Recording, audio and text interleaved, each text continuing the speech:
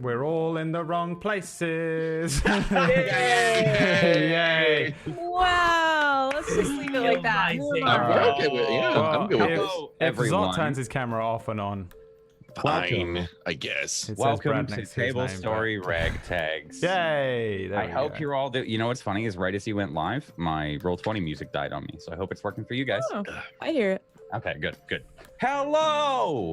You guys are in the right place. You are. Hi, everyone. Yes. Welcome to RagTags. Welcome to Tablestory. If you're new, if you're old, thanks for coming back. Happy Thursday.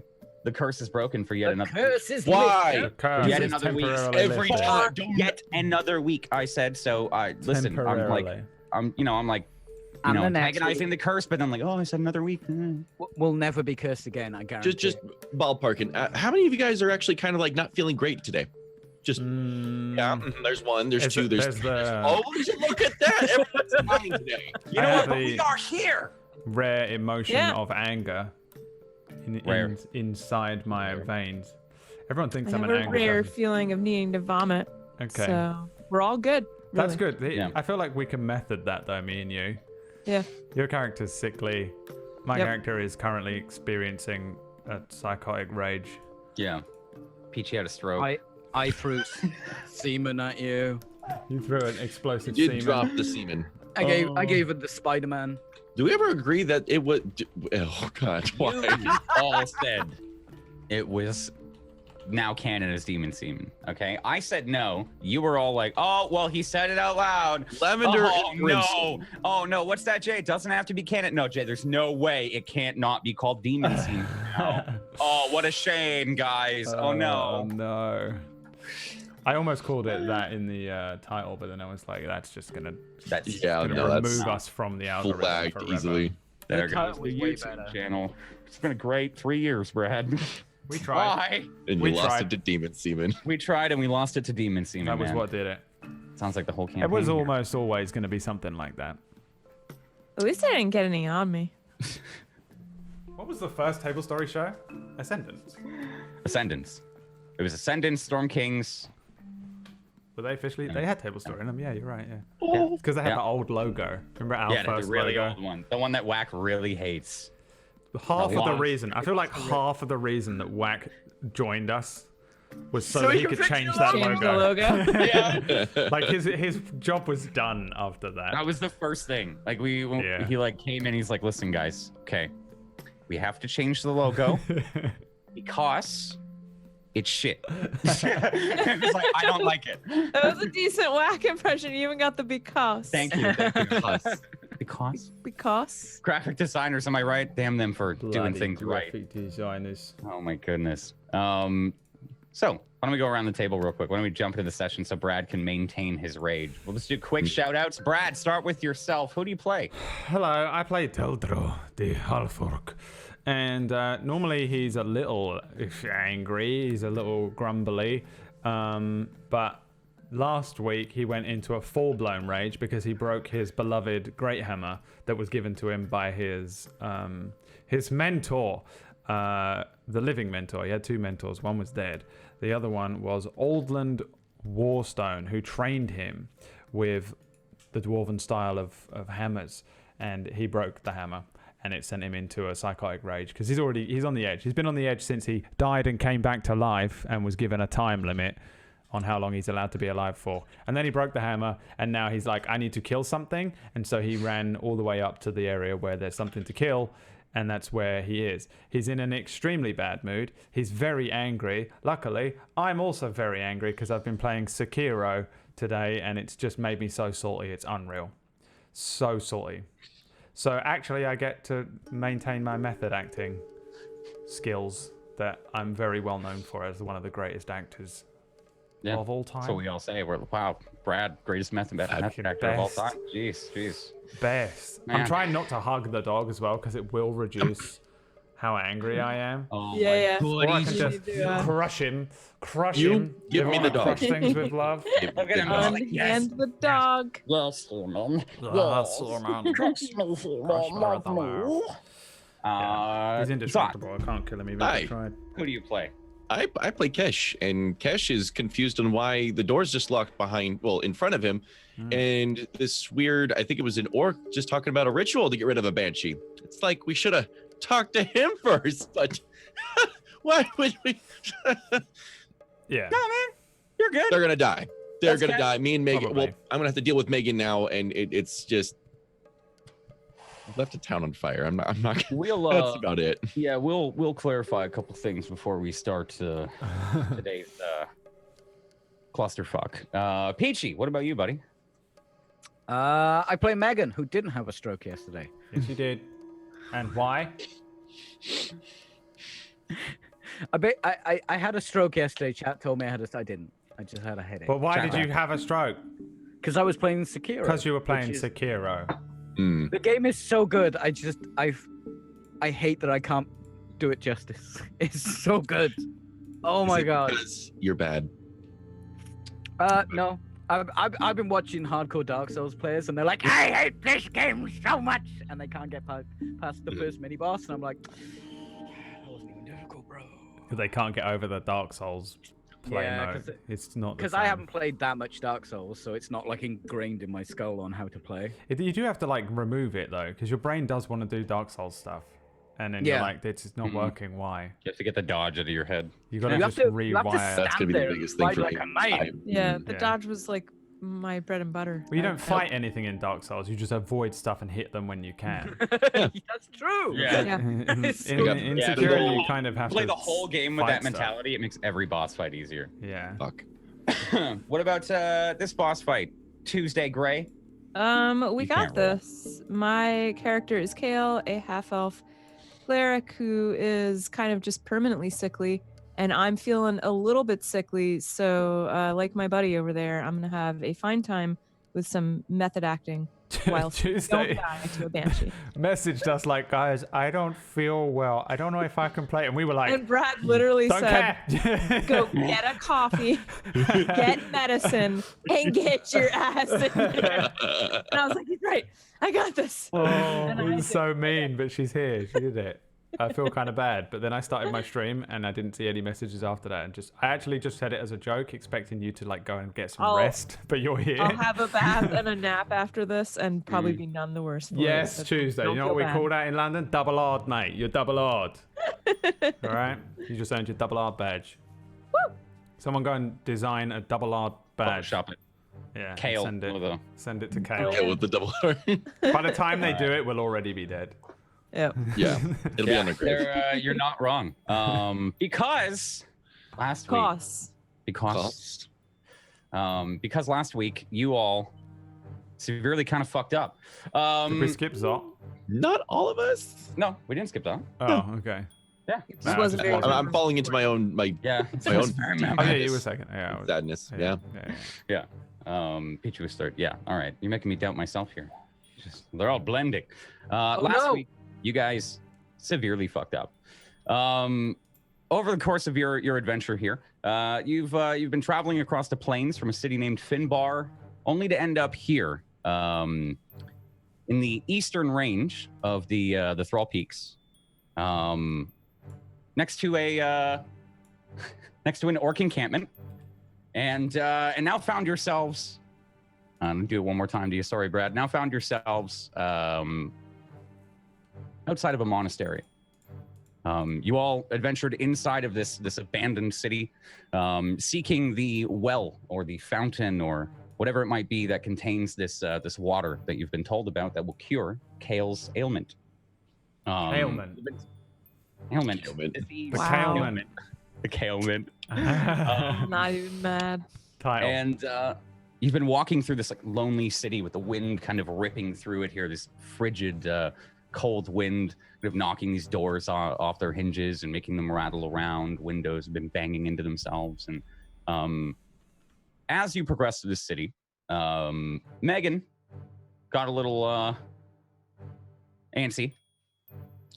Started to explore some of these houses that had been seemingly just left behind, all their possessions, whoever must have lived here. As you got further up into the city, you would all slowly come to the realization that the further up you go, the further it seems people left their belongings. And Megan did some looting, some ransacking. I agree Found with some, everything so far. yeah, found some fantastic monetary worth gems. Found yourself some gold, a little measly amount. Kesh got a little suspicious and started to follow along, and it all ended up coming to a head when Megan had found a mysterious lavender, brimstone-smelling, very odd mix of the two, vial, very small vial, no longer than your finger, and had decided to pass it down to Kale. Very carefully. Very carefully. But we had a little oopsie moment. As Kale tried to catch it, this vial missed and struck the ground. Subsequently, unleashing the liquid inside that started a rampaging wildfire that has not only started to engulf the little houses that you were in, but now as you've started to run away from it and get to your objective here up the up this hill, as you go further and further and further up the what is it called, an incline here into the city, you all came to a kind of a large door, and you had to find a way around it. The city now, probably about half of it, most of it, the lower section, as you had seen from behind you, is on fire and had been exploding outwards. It seems like every time the fire catches onto something, it just makes a crackle and a pop and just kind of and then the jettisoned debris will light other things on fire, and this fire does not seem to stop. No matter what, it seems to continuously spread. You were all running up. You come to this door that seemed to tower over all of you, and Taldro tried to break it down with his hammer. Kesh ended up climbing over and ended up unlocking it, but it was a little too late. This really, really pivotal moment in the episode where Taldro, you had swung and swung and swung, and you had rolled really well, but then rolled extremely poorly. As your hammer struck on the final blow, you heard a as you pulled it back, you realized your war hammer, your great hammer, sorry, was my beloved snapped great in half. hammer. Your beloved great hammer that your teacher, Old Land Warstone, the dwarf, gave to you and taught you how to use. It snapped, and the door actually opened afterwards with a couple of very, very angry hits. Taldro, I think for the first time for a lot of you, is at the angriest that he's ever been. You dismissed Kale, disregarded Kale, almost hurt Kale in your wake of destruction and rage here, and Taldro just started to stomp angrily towards this looming cathedral, this monastery that stands towering above the entire city. As you stomped up the stairs towards it, an old orc with braided red hair and looked like he had been through a couple of things in life with a chipped tusk and a simple robe. He kind of like reached out to stop, mentioned that if you interrupted the spirit inside, you would interrupt a ritual. But Taldro wasn't listening, grabbed the chain doors and snapped them off. I don't think I really even good saw one-liner. that guy. Yeah, no. He had done it. He had come out actually after you had snapped them off and started to go in. I heard him, Kale, I think, but I don't yeah. think I saw him when we first went in. I imagine that I stomped past him. You just no, he was off. I described him. He'd come out of an alley, kind of. The terrain on either side of this monastery has kind of given way, and it's a little bit sloped downwards, and the rocks have kind of fractured. And he had come from an old house that had been seemingly off away. Or out of the way. Taldro, you snapped the doors off, or the chains off the doors, open it up, and Kale followed. As you had looked into this temple, probably hasn't been entered in hundreds and hundreds of years by many people. I think the reverberating sound kind of cast throughout the church here, the monastery, and you awoke something. You heard a loud, like screeching, pitched wail of mournful sadness, and you'd seen a statue at the top of the room, and a ghastly vision of a woman had come through, and opened her mouth and like hyper extended it and begun to scream. Like the mummy. Yeah. Remember that? Yeah. I remember. And now we start the episode here as Taldro is facing down this disgusting and horrifying visage of probably once beautiful woman. But first, I have to ask you guys who went in with him. I did. Because it sounded like during the intros there that you guys, I'm working under the assumption you all followed him in, but it sounded like you guys had a different idea. I know you would. Me and Megan paused and talked to the orc. Yeah. You said something about a. Yeah, from my understanding, you guys were like in the church or in the monastery here, and you had like the door still open and you were closing it, right? Because he had yelled out and you were like closing the door, and then you had like stopped. I'm in. Right. I'm Yeah. right behind Yeah. Teldrew. I don't remember what them two were doing there. We're the I Ghostbusters, just though, remember so we're the good. orc right there, and we paused as soon as he said ritual, and then I Okay. think that's when somebody was going for the door or opened it or closed it.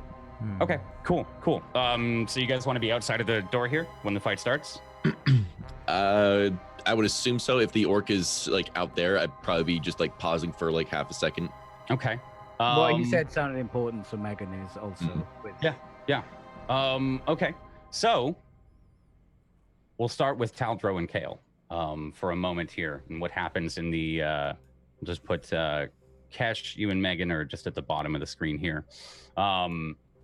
You Taldro and Kale, you are staring down this banshee. She's coming through in these few seconds here. She's coming through this statue to the north here on the map. It's a large statue of a woman kneeling over with her sword in the ground, and you can see her long hair flowing down. And the banshee had come out of the face, and you can see her body slowly start to like apparate as she's coming through. You, Taldro, you're like pushing forward. How far is it? Let's see here. I She's remember like she's my training. across the room. Oh, I mean specifically how far? 55 feet. Let's see here. No turn yet. I'm just asking, like, seeing this, are you pushing forward? For sure, yeah. Okay. Kale, you can see this as well. You can see this woman just start to apparate through. I think she screams when I'd said she screams twice. As a second scream kind of finishes reverberating around, she lets out another like smaller one and screams. She screams, "Get out!" And then you hear, "Why are you here, orc?"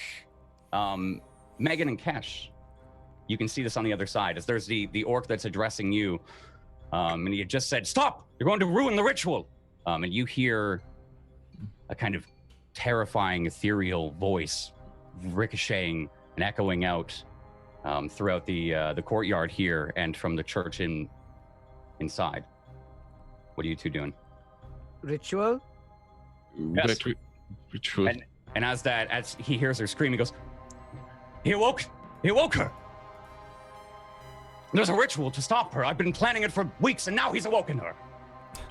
Why have you done this? To get to a fountain. How do we get rid of her thing? Now you have to kill her. Oh. Or run. Or I look at Cash. I mean, Sure, we weren't planning to walking towards. Like if you look over your shoulder, you see Taldro just starting to walk in towards as she's yelling at him. Of course. perhaps we should run, Taldro. Do you have anything on your person to help with this? Those two are well trained in dealing with unholy things. Anything at all? I'm not helping with this fight. He has a large bow, like a probably reaches out a foot above his head. He starts to take it off. You can hear like a belt clasp on the back unbuckle. He's, "Take my bow." And he throws it to you, Kesh. And you'll need it. Can't believe that you've done this. You better deal with that ghost. Apologies. Here, you take this, and I just pass it to Megan. I'm just like, And he turns and he looks at the city behind him. You can see plumes of smoke, black plumes of smoke in the multitudes now. I believe the last I described was like 12, and it looks like the number is doubled now. A large pop goes off, and you see a huge chunk of debris into a wall, and part of it starts to crumble, and then a small pillar of black smoke it starts to erupt from there, and he turns back. What have you done? Was this you?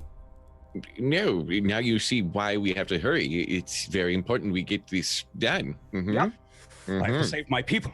And he starts to take off. Are you sure you don't have anything else? The ritual takes too long, and the city's on fire.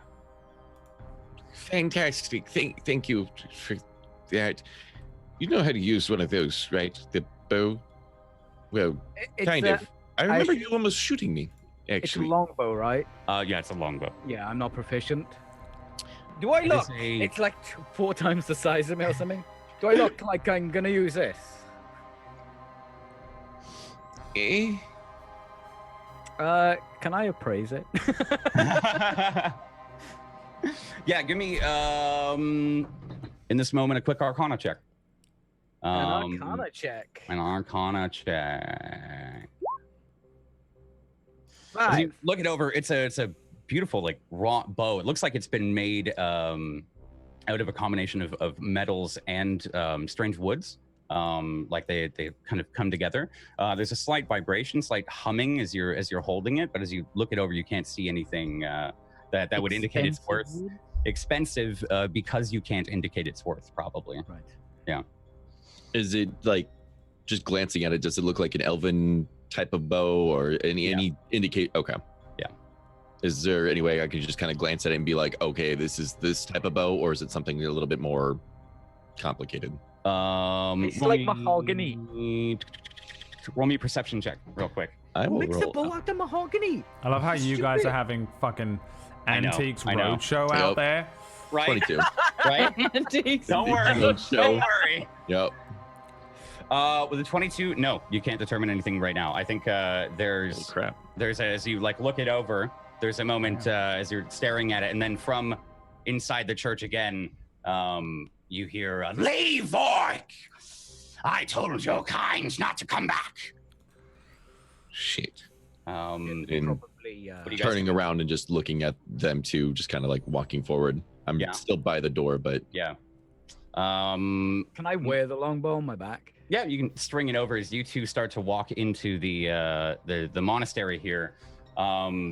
Kale, Taldro, what are you guys doing here as you hear them walk in behind you? She's yelled, "I told you to leave, orc," and you can see every time she screams, her hair is just kind of floating in this non-existent breeze currently. Like you can feel it coming from your left, but it seems like it's just kind of everything that is attached to her is dangling and wispy. Like her hair seems to calm down, but then when she yells again, everything flares back up, and you can see like parts of her skin start to tear and like pull back as she reveals like her banshee form slowly more and more. What are you guys doing? I'm still walking forward. I'm swinging my warhammer around as well, and I'm gonna say, where is the fountain, spirit witch? You will not touch the fountain or any of my treasures. Okay, my treasures now. I'm just gonna start carrying. I'm literally going to hit her. Yep. I'm So- walking through it like that's all. I Yeah. walk. I don't stop. I don't think I break my stride. I just want to walk Yeah. all the way across and hit her, unless she's fucking up on something or whatever. I don't know. She is floating about 15 feet in the air. The Son of a statue bitch. it does go quite high in the air. But if you're walking forward and intending to engage, give me your guys' initiative rolls here. Put on Okay. your tokens, don't forget. I just wanted to get you guys on a good initiative track there. Boom, boom, boom, boom, boom. We have a 6 from Kale, 21. Oh, Jesus Christ. I didn't bring it up. Hey. Sorry, hold on. A 15. Boom, boom, boom, boom, boom, boom, boom, boom, boom. There we go. And a 21 from Kesh. Let me see. Megan, what did you roll? 15. Siri there abides. Dun, dun, No dun. worries. 6 from Kale. All right. So, you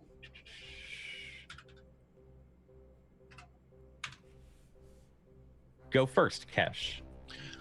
I am going to be looking and watching kind of. Hold up. Keep in mind. Sorry to interrupt. Mhm. Just keep in mind here.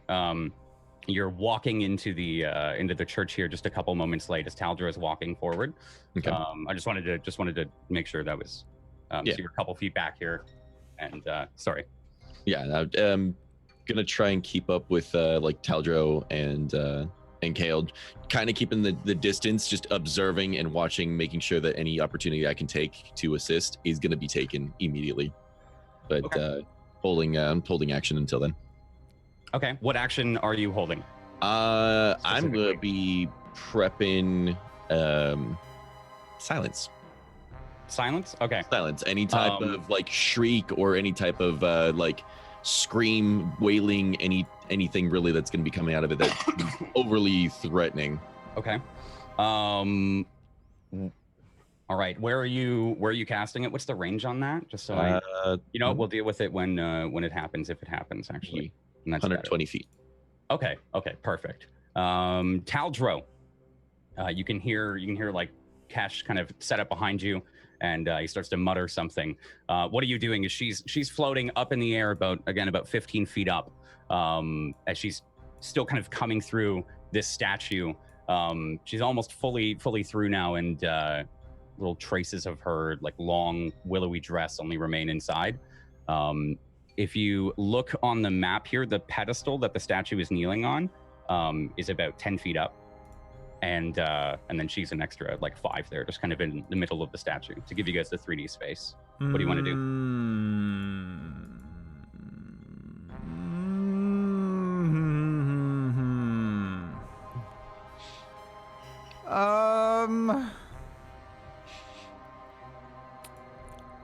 I will go full mad lad. All right. Run all the way up here. Yeah. I'm just going to start running towards her. Okay. As I'm running over there, I'm casting Hunter's Mark. Okay. On her. Which is a bonus action, I think. Yeah. Yeah. And that's it. I'm just swinging my Warhammer over, and she's above me, right? Yeah. So as you get up, you kind of reach this this pedestal that this knight is built on. Sorry. There's a little bit of an alcove leading further into the pedestal, like you could duck into and not see her. But currently, as you just run up, and she's currently above you, you can see her eyes tracking you as you run under her. Yeah, I do whatever bullshit I get to cast Hunter's Mark on her as I'm walking over, and then I'll get to her and say, "Okay, if I banish you, is my fountain. Come on then." And I kind of just start huffing and puffing. Okay. You can see like her lips start to curl, like she's disgusted with you. I curl back. And she spins. Yeah, she spins kind of fully facing downwards. With her whole dress and her hair and legs and everything just kind of floats. Very awkward to watch. And she's just facing downwards. And that's your turn? Yep.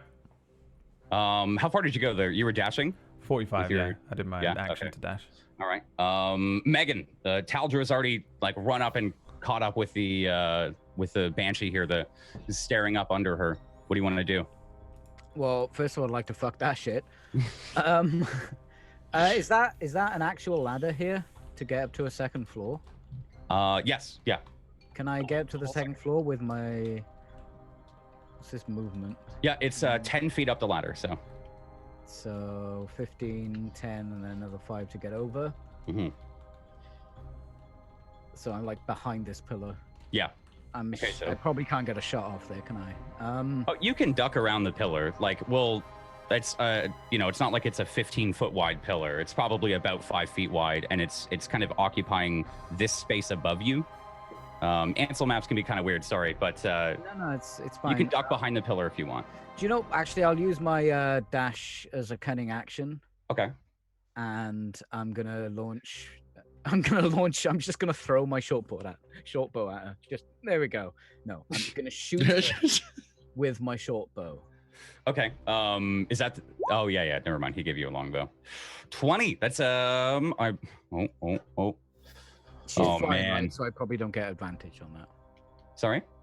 She's flying though, yeah. Yeah, she's flying. Floating. Yeah.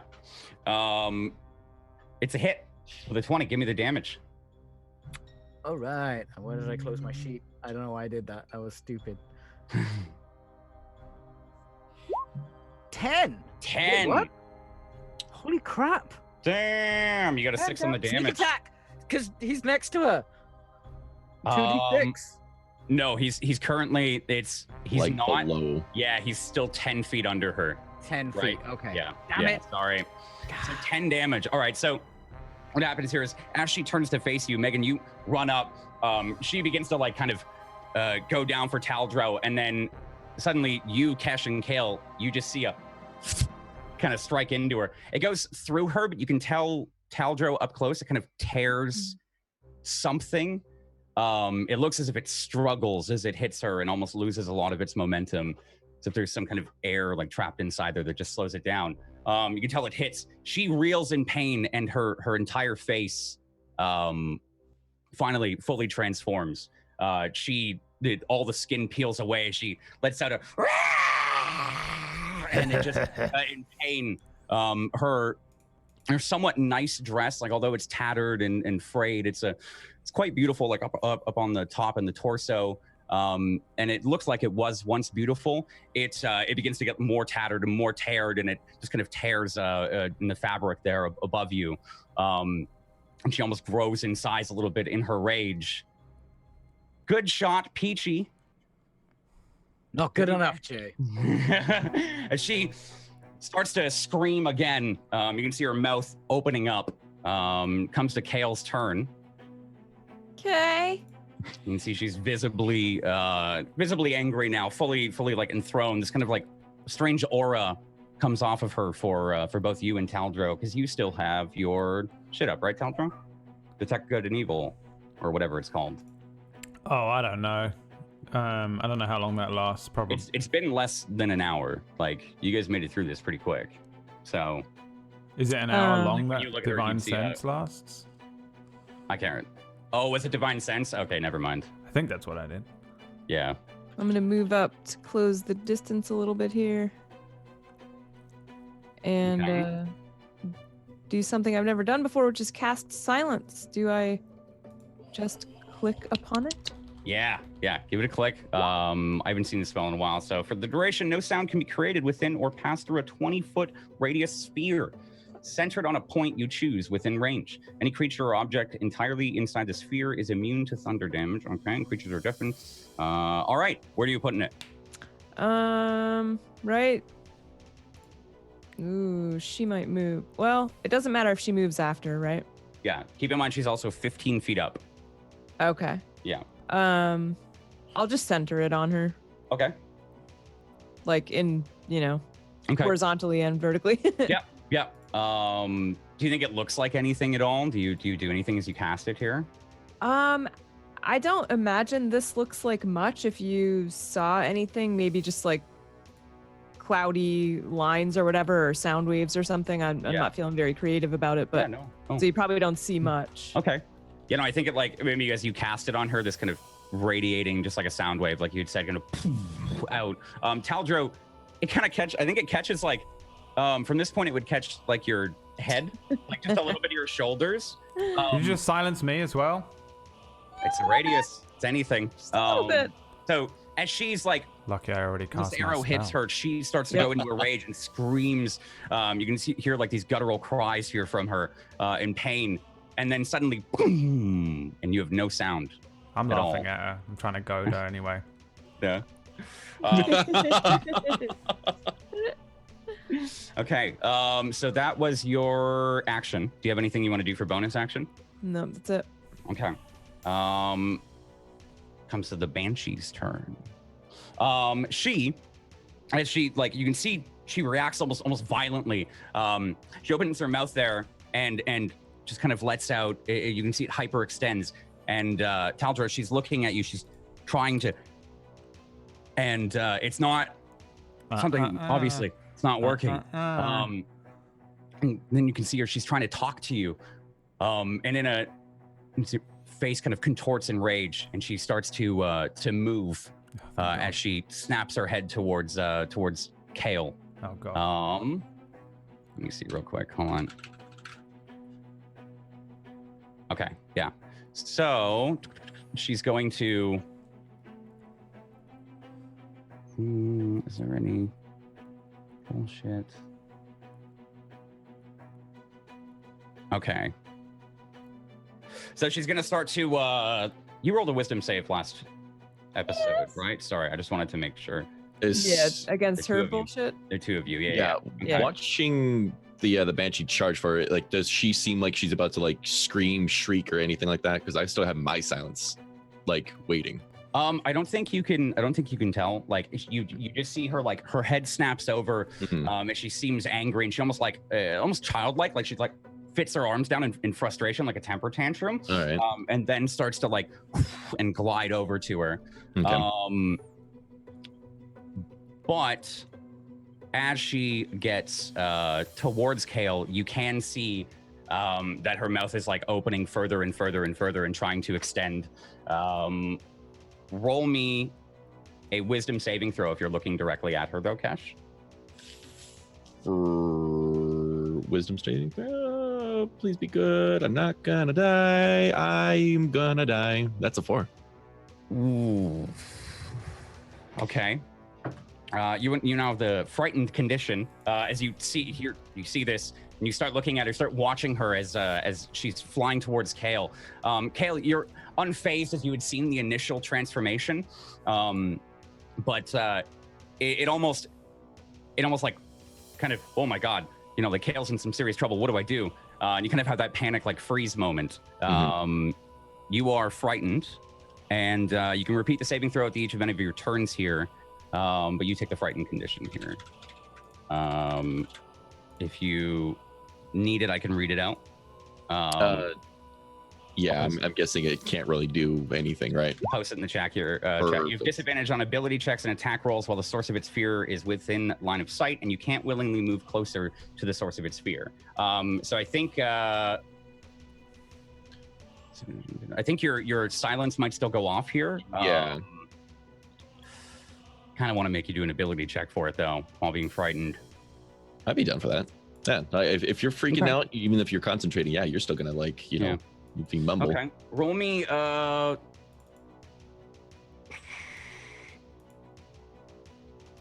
Give me another whiz save. Another whiz save. Yeah, or a whiz check. Sorry, disadvantage whiz check. Yeah. Disadvantage whiz check. Yeah. Frickety frack. Be gentle. That's at 11. 11. Okay. Yeah, she starts to glide towards you, Kale. Sorry for the hiccup there. And you can see, like, as she comes out of this this kind of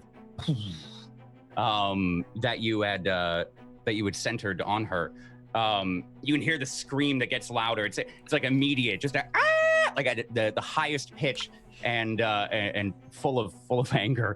Her face seems to like melt away even further as she's coming towards you, yelling and yelling and yelling. Kesh, you cast silence still. Make the save. Where are you centering it? Probably almost like filling the gap from one bubble to the other. Okay. If that makes sense. Yeah. Just having that swooping down, mind you. Okay. So she'll yeah, it would probably be more concentrated on the ground than with us around it. So big bubble will be up here, my bubble will be down here, but still kind of like filling it up, I guess. Okay. Yeah. So she tries to wail. The sound is about to go off, Kale. She gets like right up in your face. You can see her jaw extend even further than it has before. Deep inside of her mouth, you would like immediately where your eyes are attracted to, you can just see this void, these tendrils that are floating through behind, and then it goes a little transparent and Taldro is there, and suddenly as she lets out this wail, this look of anger and confusion immediately follows after a solid like 2 to 3 seconds of yelling and yelling and yelling, and then you can see her face start to contort and twist in anger again. That, I believe, ends its turn. Kesh. Man, you're OP, you get 2 turns. Comes to your turn. You see this happen. You kind of like it's kind of like a sweating moment where maybe you feel a little more taxed as you have to quickly get the incantation out, and just almost in the right moment, like as the scream starts to go out, the bubble and just covers her mouth entirely and protects Kale. Are there any? There's nothing broken in front of me, huh? Like no pillars, no debris, anything that's. No, but off to your right, where the ladder and those things are, you can see a small little alcove. And underneath each of these small little arches, I about maybe a 5 to 10 foot hallway that just kind of runs around as well underneath that second floor. Cash is probably gonna just dart underneath the alcove just to the right, so he's underneath the stairs, just kind of like seeing like what he just saw. That's a fuck that. That's a fuck that times 10. That's a nope. A nope creature. That's a nope. And sorry. I think that'll be just about it. Just kind of like behind the pillar, just what the fuck, and just going through like a full panic. But that'll probably be it. Okay, give me. Actually, no. I think that's next turn. At the end of each of its turns. Yeah, no. No. Give me a wisdom saving throw. Wisdom saving throw. Yep. Gentle. That's a natural 9. No, you try and it's okay. And then like maybe there's like a peek back over and she's still there and it's like, right. You do not pass the save. Brings us to Taldro. She's flitted away and immediately gone over to Kale. You can see that Kale is safe from whatever the banshee was trying to do. What do you want to do? It's still up 15 feet. No, she's actually swooped down. So she's about 5 feet above you. Consider everything in that 3D space is, it's 5 feet. Okay. I'm going to stand under her. Yeah. Wherever you want that to be. Yeah, you can. Yeah, right there is fine. Yeah. And as I'm running over, I'm swinging the warhammer, because it's a warhammer now. I say, in the name of the Lord of the Dead, I vow to break you, as I cast the vow of enmity on it. Okay. To give me advantage on the fucking thing. Okay. And I just, as soon as I'm close enough, I just try and hit it. Yeah. So there's probably a minute there where you're like running through the bubble and you get the sound back and you start to cast this incantation. Like just as you finish it, you run back in. There's a as there's no music. No music. No sounds that enter this. You can't I don't think I hear, actually have to say that, by the way. Do I? Oh, I know. No, well, okay. You're still getting in, your incantation off to actually cast it. If I'm not mistaken. I don't think I need that. I think it's just. Oh, it's just your divine power. Okay, yeah. Yeah. You're going to give it a smack though. I just say that because I just let Kellen Vaughn know that he needs to fucking back me up. Really, I think that's all Taldro thinks that the vow of enmity is. Yeah. He's like, if you're putting me here, you're helping me for a month, bitch. And then that's what the vow of enmity is. Yeah. In his head. And then I would like to hit her with the warhammer. Give it a smack. 2 hands. Advantage. 14. No idea. It is? It's a hit. I would like to divine smite this bitch. Okay. As well, which means I consume a spell slot and deal an extra 2d8 radiant damage, and if the creature is an undead or a fiend, I get another 1d8. Yeah. Is it? Hold on, I'm trusting you. I was just looking it up, but well, I don't know what a banshee is. I assume it's an undead, but this could be some homebrew bullshit. Yeah, she's an undead. Yeah, sorry. Yeah. I just was waiting for you to be like, it's an illusion, and there's a witch hiding. I thought you were like, it's an extra 1d8, right? And I was like, I don't know, it's your shit. Like, I'm just checking. I'm just checking. It's I don't know what's going on, because I know that I put stuff in my game where I'm like, it's a banshee, whack Steven, and he's like, I know what I'm about. I'm like, it doesn't work, and he's like, what? But it's an undead, and I'm like, no, it's not. Ha ha ha. Whatever. Not that really happens, but. When there's another DM in the game, I'll fucking. It's a brand. That's the brand. true meta there, I'll guys. fucking- He was expecting it to be different, but I'll it wasn't. fucking add some shit. All right, there's the bludgeoning, Okay. and then I get Fine, damn. 3d8 radiant. 12. 12 damage. Okay. I have to. It is radiant. Yeah. Okay. All right. So that is a hit. How does your damage or your radiant energy? What's I it think looking I'm like here with your swinging smite? this thing because it's all broken, right? It's not really a fucking warhammer, really. It's just a broken club that's just the hammer part is intact, but the fucking bottom hand of it is making it hard for me to handle it as well. So I probably just bring it upwards and just strike her, and as I do so, you see the kind of that grayish energy just like attach to the hammer and then glow for a moment as I bang and hit her, and then there's probably a little bit of an explosion of light. Yeah, it looks But like it's it not. almost It's not. feels- The light isn't right. It's a weird gray Yeah. light, like a desaturated area, as opposed to light. I think. Yeah. Because it's that weird Kale, give California me- gray. a perception check real quick, with disadvantage. Did Perception. you say me? Yeah. Okay. Disadvantage. Okay. Yeah. So Taldro, you swing your hammer up. It almost like you almost get some resistance, but then as that smite takes over and kind of just propels your hammer through, you can see it burns her almost, and she writhes in pain even further from your initial hit. She kind of turns to you, and you can see like as she's turned to you, her there's tears in her face, and parts of her like bones are starting to like crack, indicating some of the hits that she's already taken. My fountain. Don't worry, I'm doing you a favor. I say as I wind up another hit.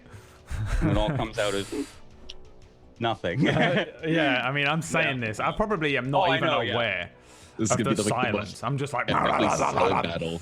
Yeah.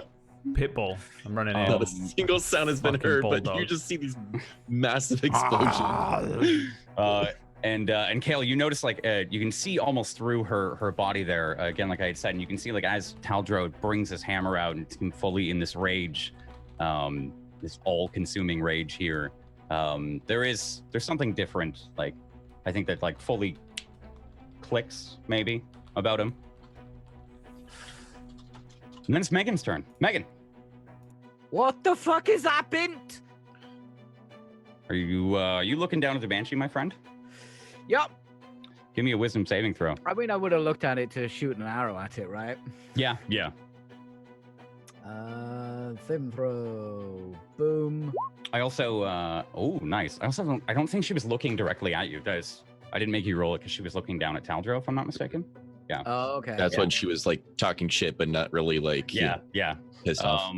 Yeah. So as you like kind of peek down over the banner there, you can see this horrifying visage of a woman. It almost shakes you for a moment, but you quickly like kind of snap out of it. What do you want to do? Do I see Kesh hiding? He's like directly under me. There's no way I see him. Is there? No, I don't think so. I don't think you would have seen him either. I'm tucked away. Yeah. All right, I'm just gonna shortbow her again, cause there's nothing I can do. I'm a What? shortbow her. I could throw some demons. Oh no way. Oh wait. Oh, wait. Oh wait, I'll murder everyone that's on the bottom floor.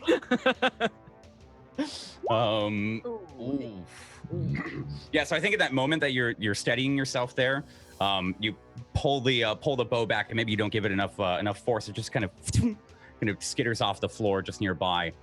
It's an 8. Ooh. Anything else? Bonus action? Yeah, cunning action. Hide behind this pillar. Okay. You can just keep yourself like right there, and we'll just assume that you're like doing that duck around thing. Okay. Yeah, where you're like spinning around. Sounds good. To me. Kale. Yes. I am looking at spiritual weapon here, and if I click it, is it gonna roll for it, or will it tell me? It should just pop it into the chat, if I'm not mistaken. Oh, it wants to roll. Oh, that Maybe might be we'll for find out what happens to her if I spiritual weapon her right now. All right. Let me pull it up real quick, just so this is a bonus action. Yeah, so I don't think you cast anything. Oh, yeah, when you cast a spell, you can make a melee spell attack against a creature within 5 feet of the weapon. So if you're summoning it next to her, Yeah. Cast it here in the chat. Okay, and it's a bonus action to cast this? Yeah, it's a bonus action, 2nd level spell, and you can juice it up with higher levels if you want. That's a natural 27. You know, likey that. Damn. All right, what does your spiritual weapon look like here? I'm imagining it coming out like from directly under the banshee here.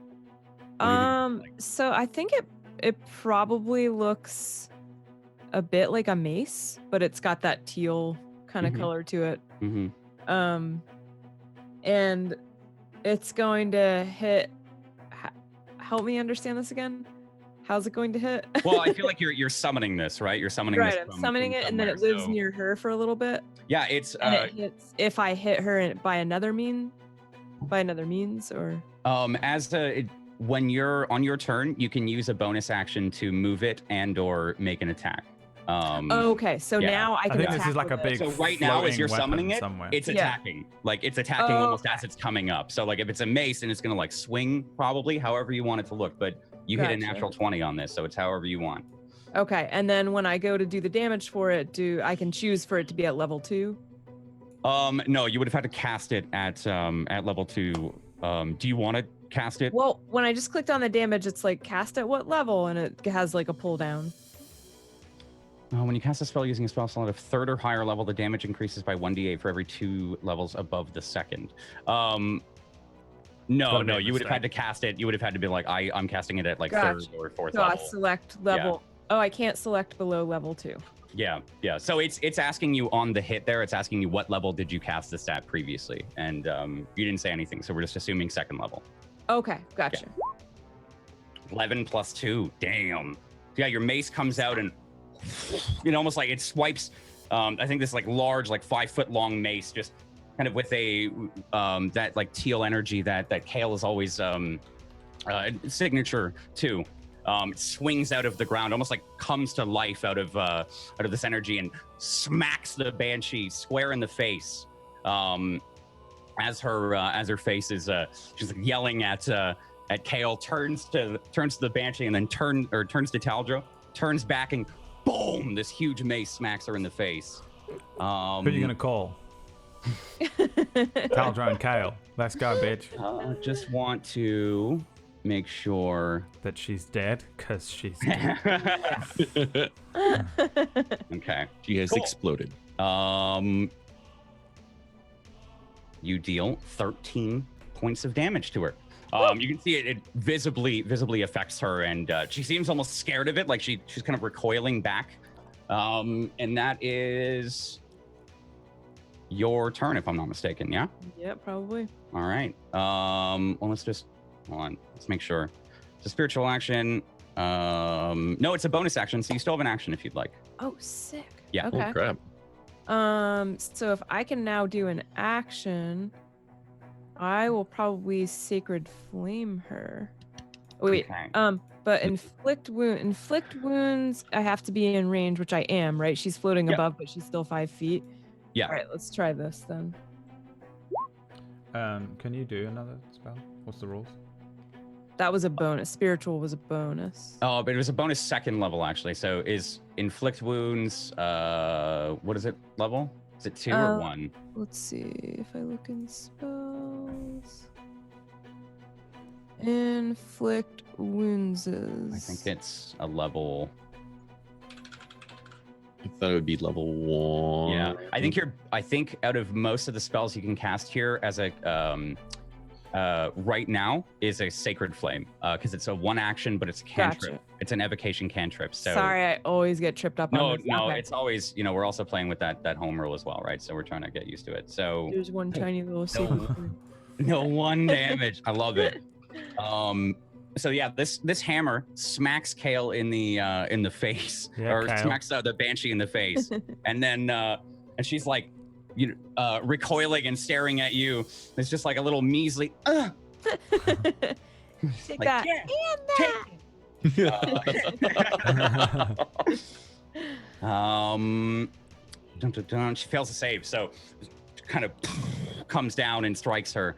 How great would have dealing- been if that had killed her, though? That would have been so funny. The double And tap. that. What is that rule? Rule number 2: always double tap. Always double tap. As it comes to the Banshee's turn, she starts to react to everything that you've all done. She begins to fly upwards. You two, and I believe your weapon. Does your spiritual weapon No. get an opportunity? It doesn't get opportunity attacks, right? I don't know why it would have a reaction. Maybe Right, you could it's use more your of your reaction just to Yeah, hit you're right. with You're it, right. but I doubt like it. an extended arm that bops you. Yeah, I'm Yeah. always thinking of it as something else. So I need the two of you to give me your attacks if you want to take a reaction. Yeah, He's flying upwards. you're gonna get fucking deaded, mate. Again. I'm gonna deaded you again, mate. The redeadening. The re-deadening. Bam, 14 again. 14 hits. So this would happen with whatever weapon I have to hand. Yeah, it's your regular mace. I don't think. Would she be able to use the spiritual weapon as a reaction or no? Okay. You know, fuck it. You rolled a natural 20 on it. Yeah, go ahead and use it as a. Go ahead and use it as your reaction here. Oh, 19, boys. And then I missed okay. the 4. That's fucking. Yeah. Give me the damage. Brad, you can give me damage too. Counter. 12 damage. Bludgeoning. I'm also gonna use Excellent. another divine smite. I don't think you can cast spells on like. Reactions. Definitely Yeah. can. Yeah. It's Feel like not you a can? spell. Fro- It's not a spell. Oh, is it? It's is it just it's a paladin bullshit. Just when you hit a creature with a melee weapon, you can use a paladin spell slot to deal radiant damage, but Oh. it's not a spell. It's Okay. just a, Yeah. All right. My it's just bad. a fucking whatever it is, ability or whatever. Go ahead. It's a Make her fucking. bleed. This is legit paladin bullshit right here. I fucking love undead things. I'm so glad that we got to attack one, and I'm like, So glad we got to alive. attack one. 17 radiant damage and 8 bludgeoning damage, plus my 12. That's plus 37. 12 force damage. That's oh my fucking god. 37. Probably the 8 is actually 4, I would imagine, because it's an undead. So it's 33 damage in total between me and Kale. Who are you going to Well, call? I can put, like, Who a you gonna damage. call? So as she begins, Cash is doing things. Yeah, this hiding hammer under hits a I ladder. peed. the sacred flames, Great. right? And then she kind of casts a glance upwards, and begins to soar upwards. You two smack, Kale. You kind of use this extension of your arm here and just whap gets her again in the side. Taldro, there's again a little bit of resistance from your initial hit, but you can tell the divine energy that you're pouring into your hammer takes a toll. You can see like as she gets hit, her body starts to like twist and contort, and like her legs start to crack and like go up her back a small bit and then whip back down, and they start to like tear, and she's almost like she's fizzing out and falling apart. And as she makes it out of the sound dampening bubble here, she lets out a disgusting, like mournful and pained scream at the top of her lungs that I think only Megan and Kesh would hear. She goes 10 feet up and then begins to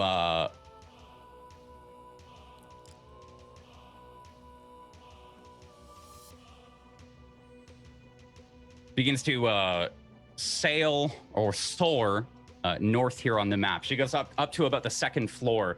And Megan, I think you can see this as you're like hiding behind, and you probably be keeping an eye to see when it's okay to attack. You just see her start to kind of pass through the room here and try to make an exit. What is that? Yeah. That comes to Kesh's turn.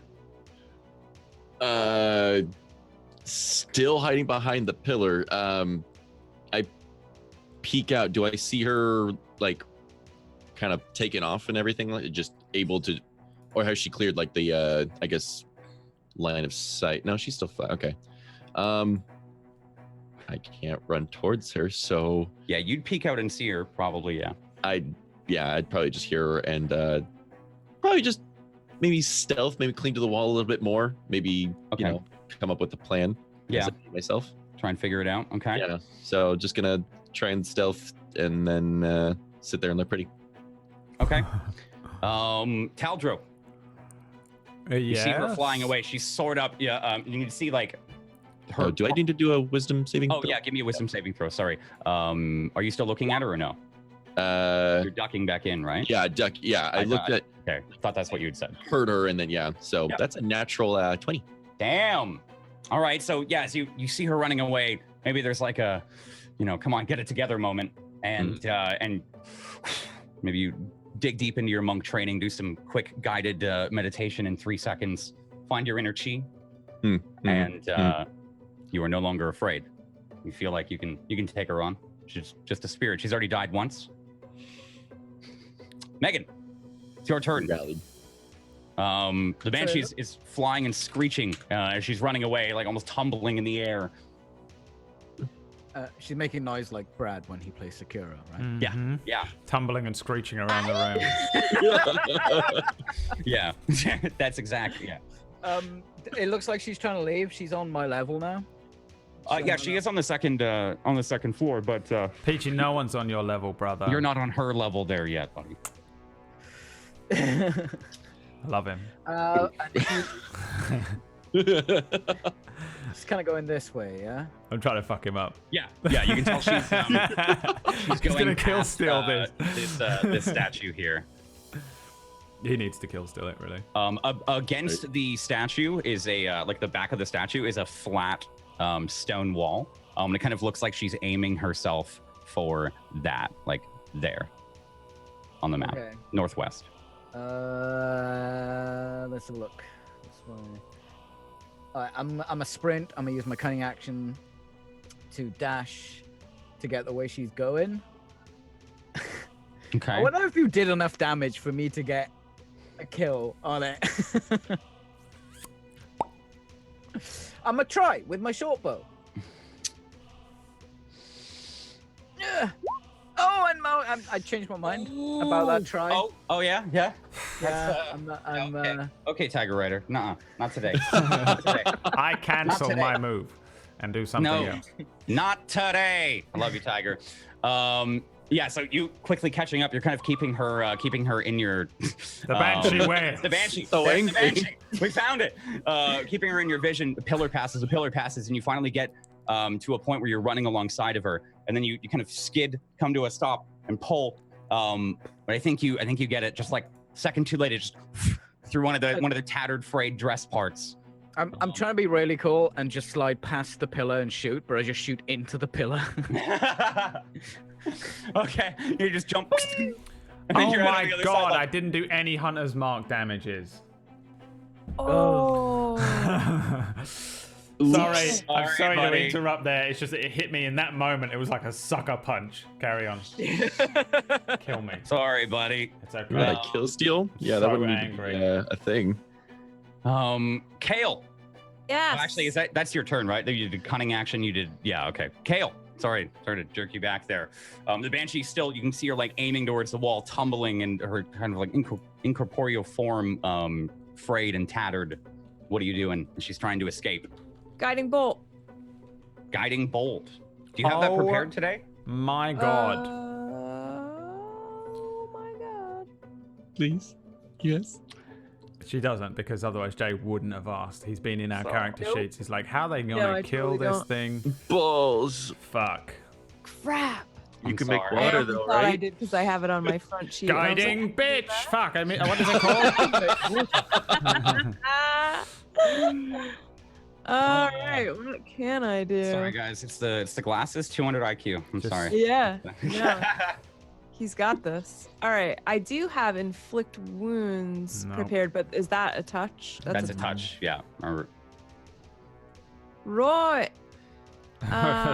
This is not at all a problem. I will simply do no damage to her with my. Can I do something bullshit on Kale's turn? No. Oh, Like throw me at her? Yes. Yes, you can. No. Do that. can I tell you what it was at the end of Kale's turn? yeah, at the end of Kesh's turn, yeah. Would you be able to have your weapon walk over? I don't know. Is that still is it still here? My weapon? Yeah, it is still here. As a bonus action on your turn, you can move it 20 Oh, So how many feet? 20 feet, if I'm not mistaken. Let me see if I can get you like a super dope sword here. Sorry about that.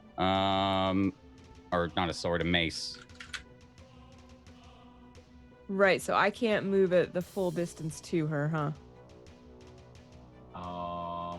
I'm not sure. I'm not 100% I sure. still don't actually fully understand that spell either. Like, can I move closer to her and just cast it again? No, it's just like as a bonus action, you get to move it for 20 feet and repeat the attack. Gotcha. So it's not yeah. like I can make another. I can't cast another one I don't think so. No. while it's no. out. Okay. No, you might be able to. If it's just a concentration, your other one will disappear. But Oh you'll yeah, have you can spell slot. do that, but it's also like it doesn't cost you a spell slot if you just move it. It's it's the same thing, Right. right? It's the same thing. Here's your sword. I couldn't find a mace. I'm sorry. Yeah, no worries. Name a Macy boy and Macy Gray.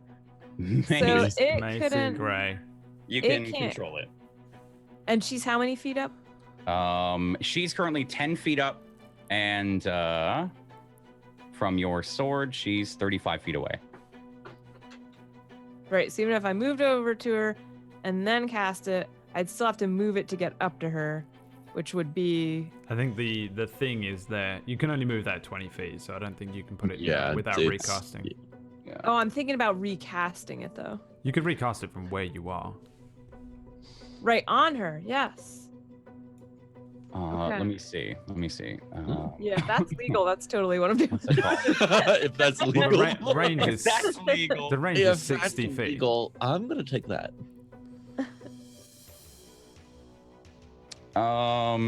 Special weapon lasts for the duration, or until you cast a spell again. When you cast a spell, you make a melee spell attack against a creature within 5 feet of the weapon. Create a holy lance. Just a Yeah, fuck off I don't- great fucking holy don't lance that think- appears in front of her anime style. Within 5 feet Have her of the run weapon. straight into it herself. And she's flying away. Oh yeah, it has a range of 60 feet. Yeah, that's it. There we go. I had to check Oh, it out. so I don't even have to move it. Has a range of 60 feet that you can cast it again. So you can cast it on her Gotcha. and try and make an attack with it. That's and the plan. then it, on your bonus action you can do it again. It just doesn't take a bonus action to move it on your bonus, or it doesn't take a spell slot to move it on your bonus action again. But if you Okay. want to do it this way, yeah, you can. Right, because if I move the other one, it can't get all the way to her this turn. Does that make sense? Yeah, 'Cause it yeah, can like only move 20 feet. yeah. So you can summon it on her and make it attack. Okay, so there it is casted, and now I do the damage. Let's see. we go. 13. 18 to hit. Okay. So you begin to recast this spell again here. What does it look like as you kill her? Oh, as I kill it? Yes! Oh my goodness. Right. The whole thing just pops out into the air near her head and lops it off. And this time it looks like a scimitar. The weapon does. Okay. And slices her head clean off. So there's there's a moment where like she starts to take off and Kale, you start to summon your weapon kind of back into the ground and then reappears in thin air like right in front of her and just with one swoop. You miss the shot, Megan, and then like as you're peeking around, you just see this like radiant light blue, green, teal energy just goes from the head down, and as it cuts through, it tears her like the fabric, like as if you were letting a tattered cloth go in the wind, it just starts to and fray apart, and then Yes, that bitch didn't know. I've been looking for this fountain for months. It's just toast. He's like 5th banshee we kill. He's easy. The fuck was that though? He's 405 now, Kale, I think. Good job. Yes, actually, it might be. Then he's easy for us. I like how to put my great hammer on like my back, whatever, but it doesn't fit. And I'm like, Yeah. just hold it. yeah. Okay. Kesh pops out of the side of the pillar, just like all fucking ready to fight, and just sees everyone just. Yep. Mm-hmm. Where is Fountain? You're right there, Cash. We did good. We did good. Mm-hmm. Don't know about you, but I like hit it with one arrow and it did like nothing. He's ghost. I went for a tactical position, and it was already over. It was. Mm-hmm. Has somebody pissed in your pants?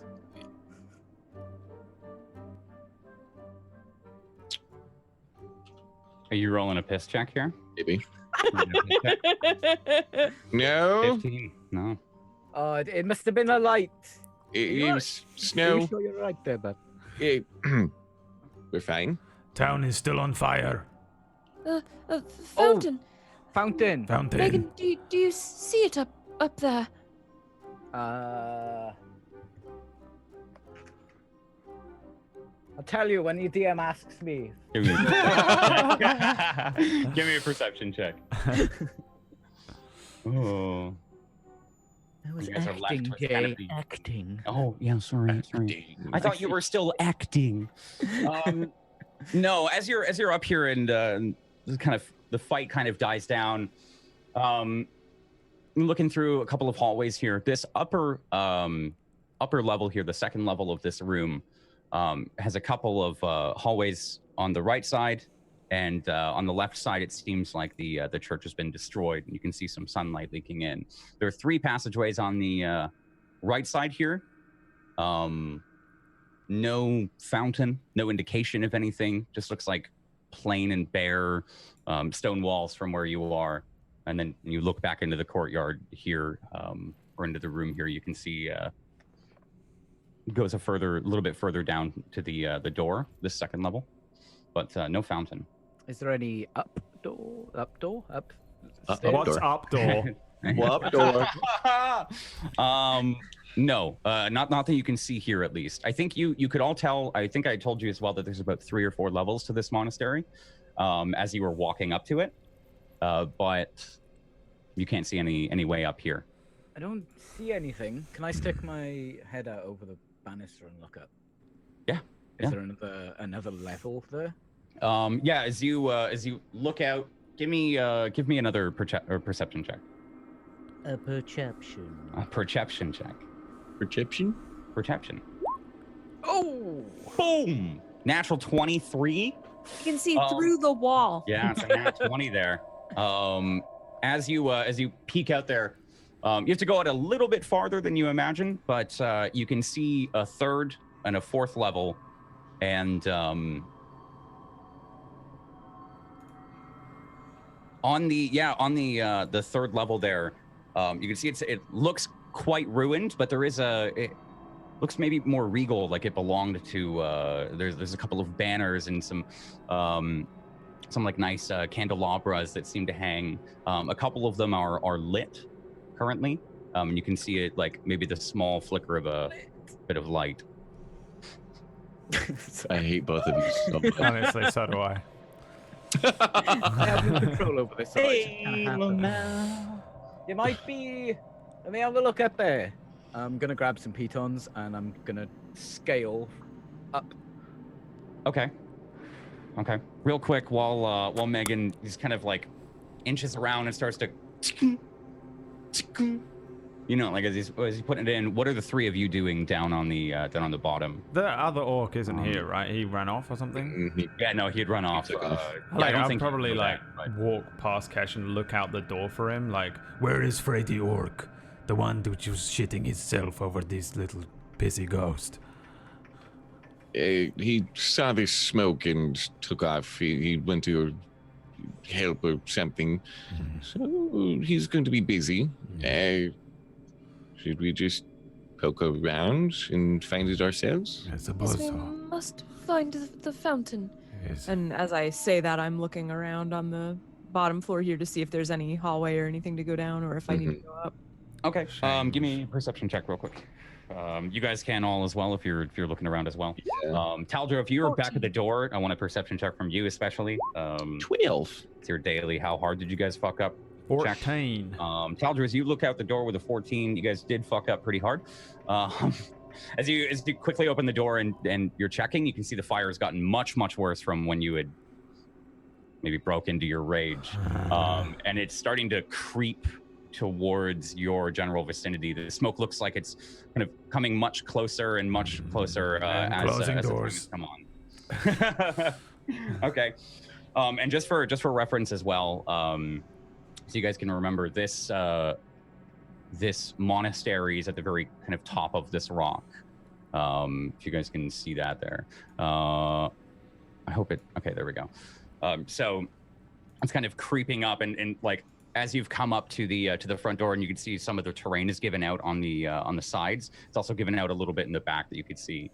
So the church is kind of just nestled on this small little bit of cliffside left while this fire is raging towards it here.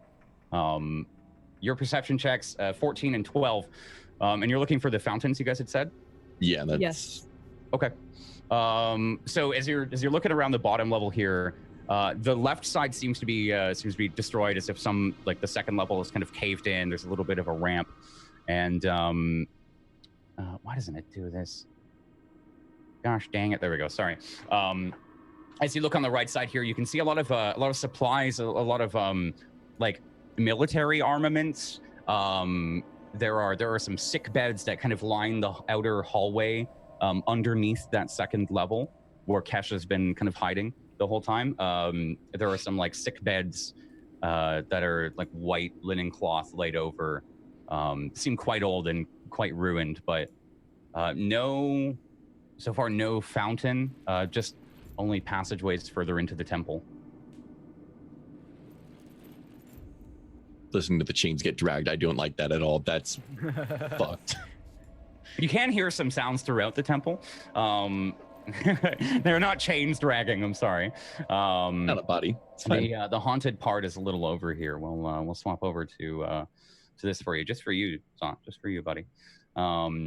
As the fire is still pushing through, and the orcs march. Actually, sorry. So, you can't see the fountain. What do you guys want to do? I'll start scouting around for it. Does one of these hallways look a little bit more grand than the others? Like it might lead to a larger chamber? I don't think so. No, I think as you're looking at them, they all seem quite simple. And again, there are like plenty of boxes, almost as if like the soldiers had stayed here at some point, and rations and shields and weapons that have just been laying about and thrown about. And there are some bones down to one of the right-hand corridors. Give me an insight check if you want. And trust your gut on where to go. 23. I think 23, you see the bones maybe over in the right-hand corridor, and the one to the far, like, north, kind of under where the Banshee was going. Looks like the least dangerous and most promising, maybe. It's more simple than all the other ones. Less stuff in the way. I'll head that way. Okay. Taldra, what are you doing? Following her. Okay. Cash, what's up? Gonna keep on. Is Megan scaling the building? Yep. He's almost done by now. There's a. I think I'm gonna keep an eye on him just because it's what I do. Yeah. I mean, you haven't done anything up to this point, so you might as well do something. I'm gonna remember that when you get screamed at by a banshee. I mean, you're the one that was crying like a oh baby, right to the stairs. Literally cried more than the banshee, and that's all it does. Didn't hear it. You don't know. What are you doing? Are you just sitting there and watching him, or are you following him at all?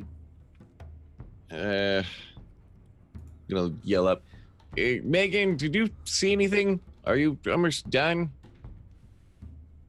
You know, I'm currently scaling a wall, but Yeah, but are you almost done? You've been up there a bit. right. Can you see when I am on this wall? I'd Yeah. take a few steps back. You're- Yeah, you're like 2 away from climbing up and grabbing onto the railings. How much done do you think I am? 95%. Right. Take. So how much do you think I've done? Around about 95% of looking up here? Mm-hmm. Right. Bill, finish the 5. Trousers look damp, but I'm kind of carrying it going. Okay. Up here, there's a little bit more wind. As there's some of the I found some wind. some of the top levels of the monastery here have given way. Expensive wind. No, unfortunately not, buddy. It's literally made of gold flakes. Yeah, there's a treasure hoard in there that you got to go find. So you climb up over. It does look a little expensive up here, though. Give me a perception check. See exactly what you find.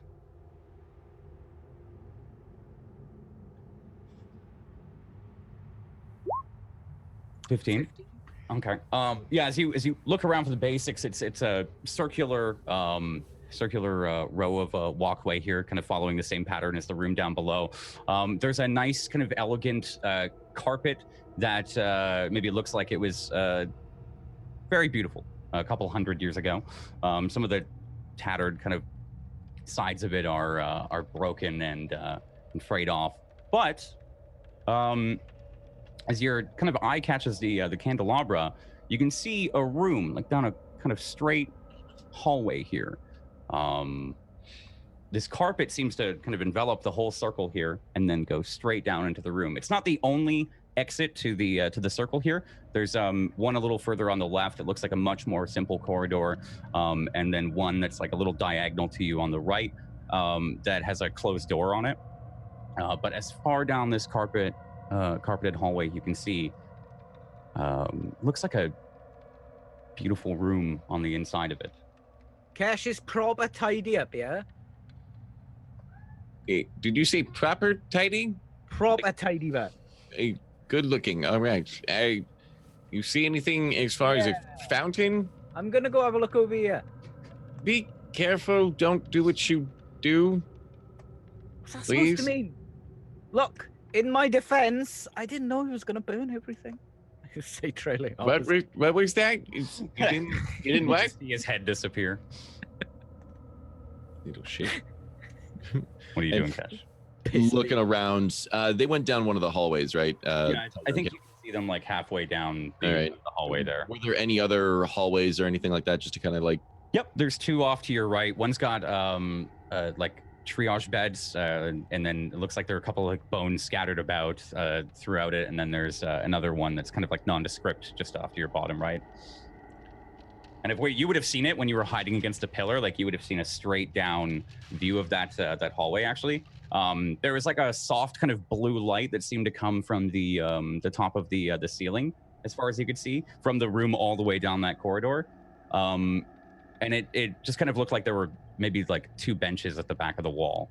It was kind of a dark room aside from that blue light.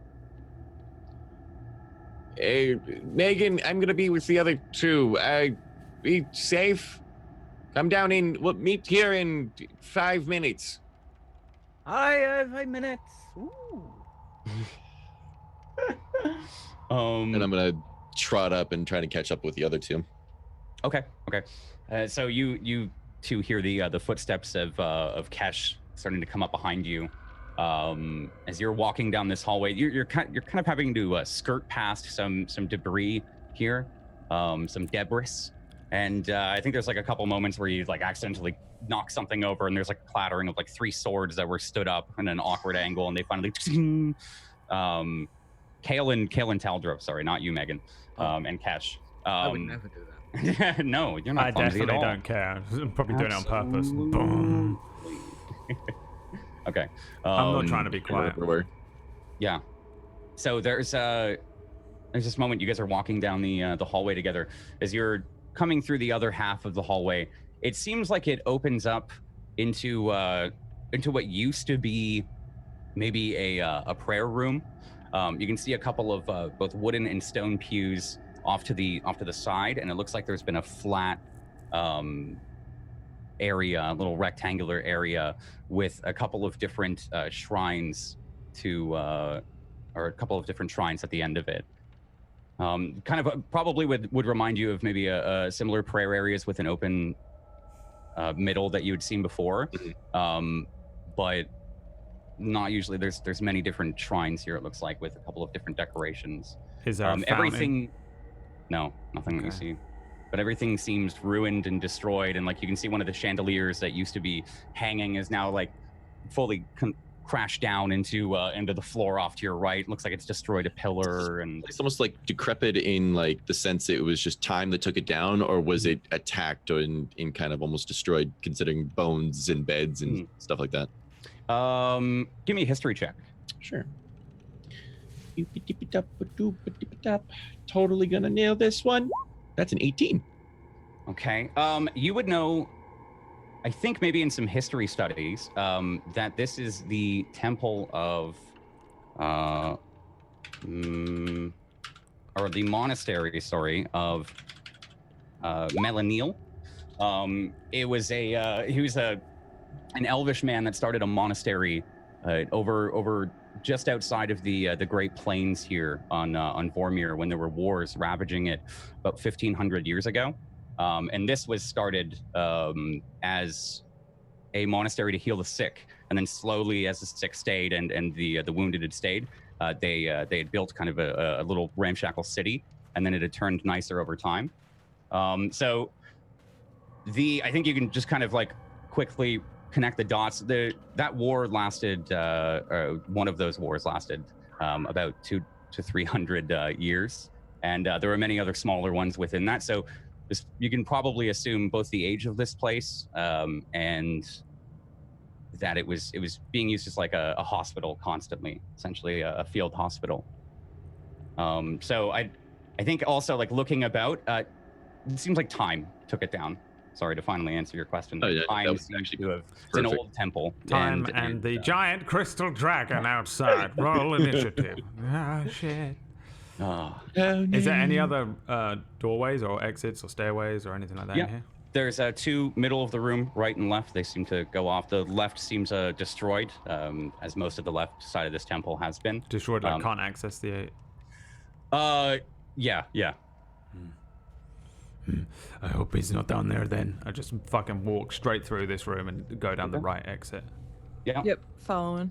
Okay. Just looking for a fountain. I'm keeping options open as far as like how much debris is blocking. Could we actually clear it? Could we actually like do a full search of this without, well, by the time the fire decides to come up and visit us? Yeah. Okay. So yeah, as you're walking through this room, Talger, there are two just wooden kind of drawers that are on either side of these either side of the entrance to this hallway here, and there are kind of two more that sit on the inside.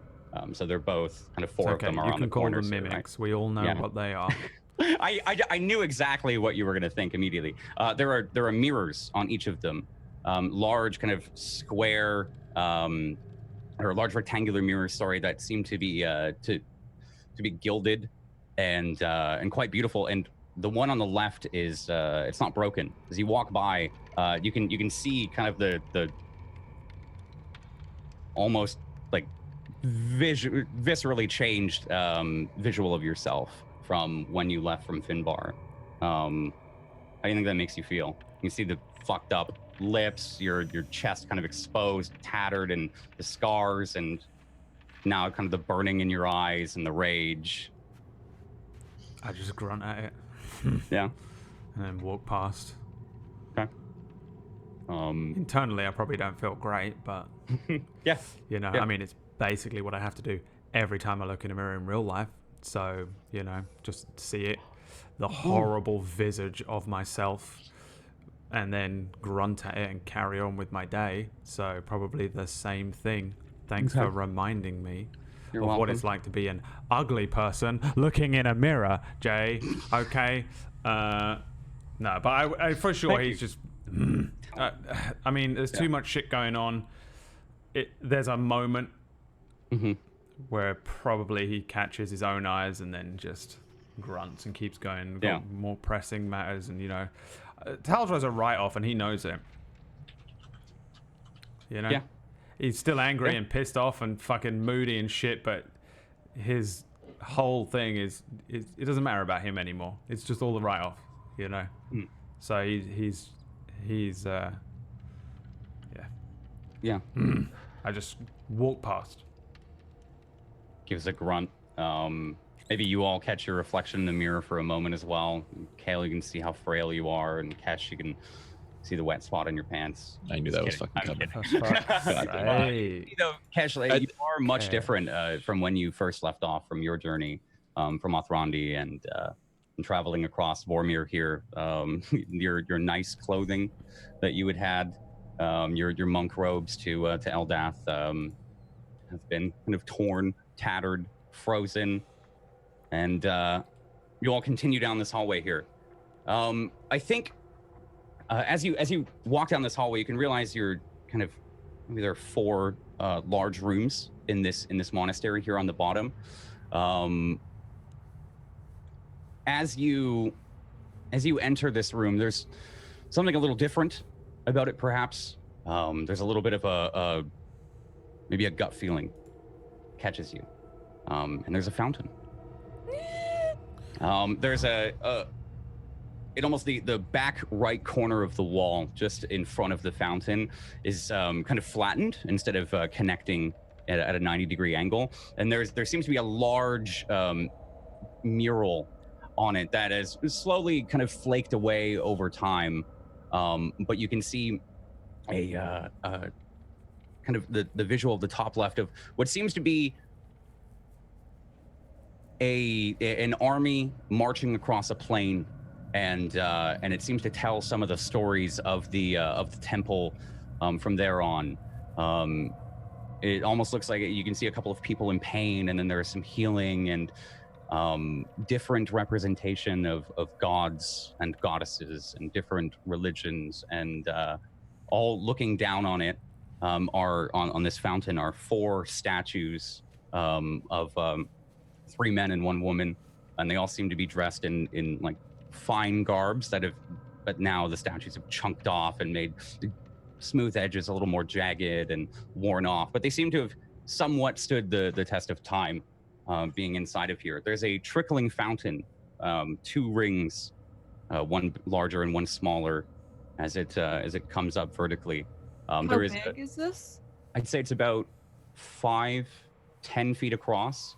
For the sake of this, we can imagine, I think, this room here on the map, Yeah. just with a fountain in the middle. Sure. It makes it a little easier.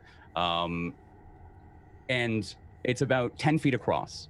So Kale actually does gasp, like I did IRL, and immediately goes to unfasten the cloak thing around her shoulders, like the pin that keeps it there. Starts taking off all her armor as she's walking over to the fountain, losing all clothing, gets naked, steps in, like just She submerged. literally just goes fucking And this is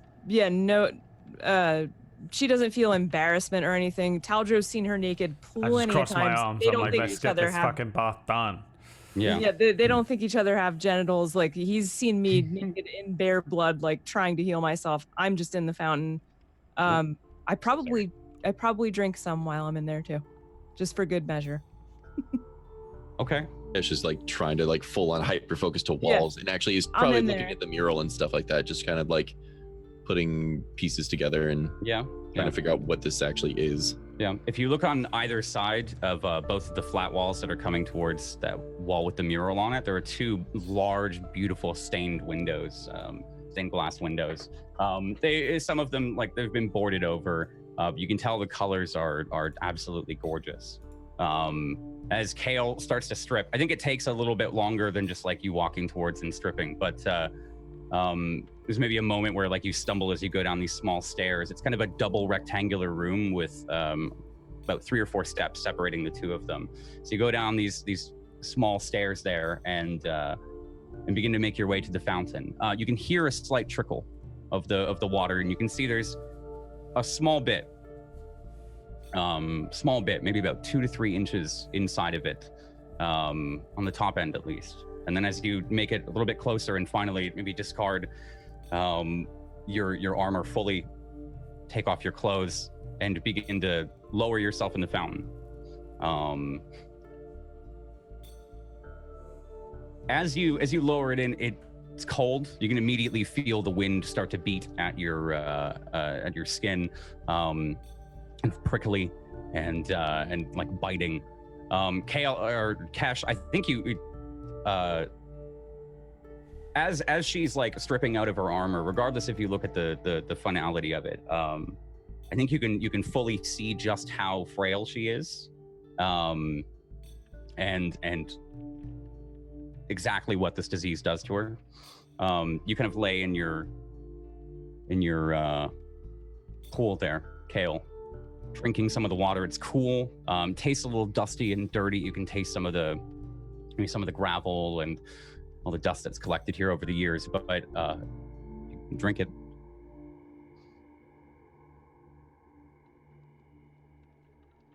And you don't feel anything happen.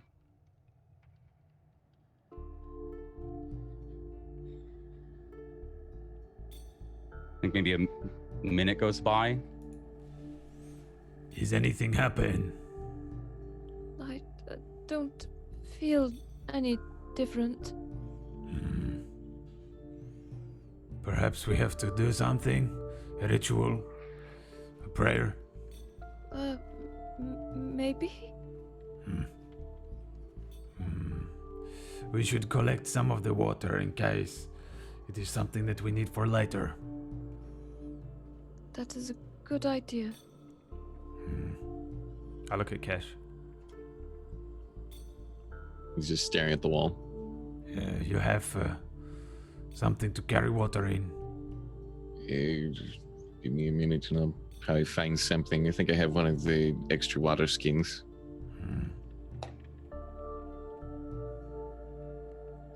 And,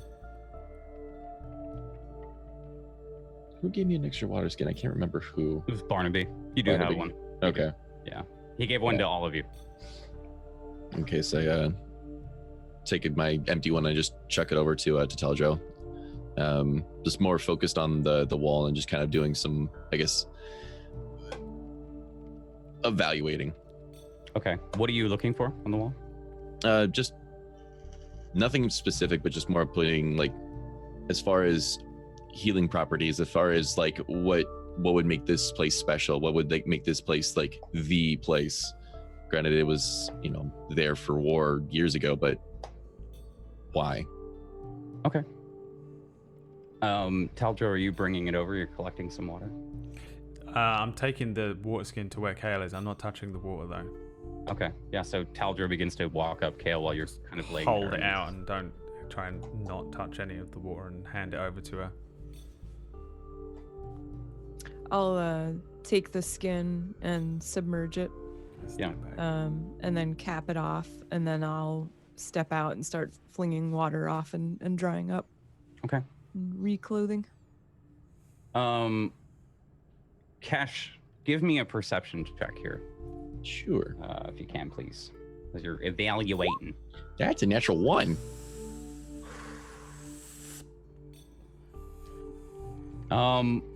As you're looking around here, it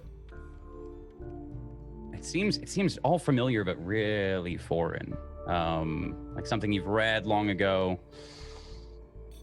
but it's not coming back. There's something about the room. It's not coming back. I guess it's more like psychological for me at this point, just kind of evaluating. Like something I should know, but don't. Okay. Teldro, Kale, you two, Kale's getting out. I assume she might need help, or she's climbing out of the fountain. You see her standing up nude, and her armor and clothing laid next to you guys. What are you doing? I'm more like concerned about the time here. but I'm not really doing anything. I'm kind of just impatiently standing around, and I don't think I have any idea what to do. Like, I don't know, maybe it's not the thing. So I'm probably just standing around a little bit, just kind of dumbfounded, honestly. Yeah, the fire obviously was a driving factor in me just getting in and trying quick solutions. But now, as I'm getting dressed, and you can just see defeat on my face. And when I'm finally back in my armor and, getting the cloak back on, and I'll stow that water that we took, I'll turn to Taldro and I'm done, Taldro. I do not want to search anymore. Look at the trouble I cause others, and I'll look out the window toward the fire. and the destruction. It is not worth one life. This place already destroyed, and that was Megan. No, perhaps we search in the west. There is a forest, no? I understand your desire. We have looked so long. But I am tired of bending and twisting others' lives so that I can be well. It is perhaps time, Taldro, that I just accept that I am sick and I will not be well. Then you stay here with orcs. I will go west. But I do not understand. You stay with orc. They keep you safe from people who are hunting us. I will go west and find the cure and bring back. But then you are still burdened by my burden. I am not long for this world anyway, no? Might as well try and do something of worth, or it was wasted. Well, I will. And I just sort of collapse. Butt hits the rim of the fountain there, and I don't think I cry, but you could tell I'm trying not to. Yeah. Okay. I think that's where we take our break. Right there. Just for a couple moments. Take a minute. Get up and stretch. As Kale falls down to the ground and doesn't sob, but maybe looks defeated. We're going to take a real quick break. We'll be back in 3 to 5. Thanks, everyone, for hanging out today. Thanks for being here. Make sure to check out our Patreon on the break. Follow these amazing people. And we'll see you soon.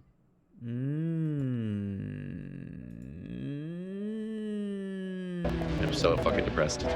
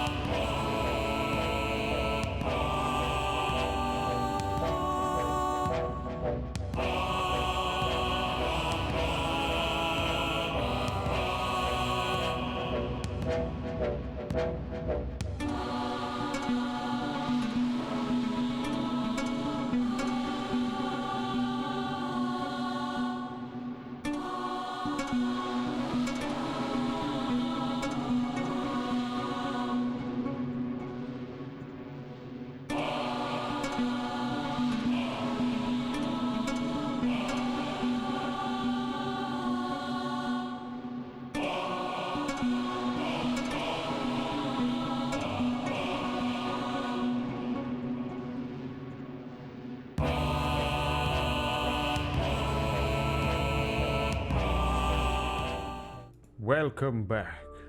Hello. Hi. Hope you guys got up, stood up, took a break. Everyone here did. So we'll just jump right back into it here. Megan. No. Damn it. Sorry, buddy. Razor taking a big old chomp there.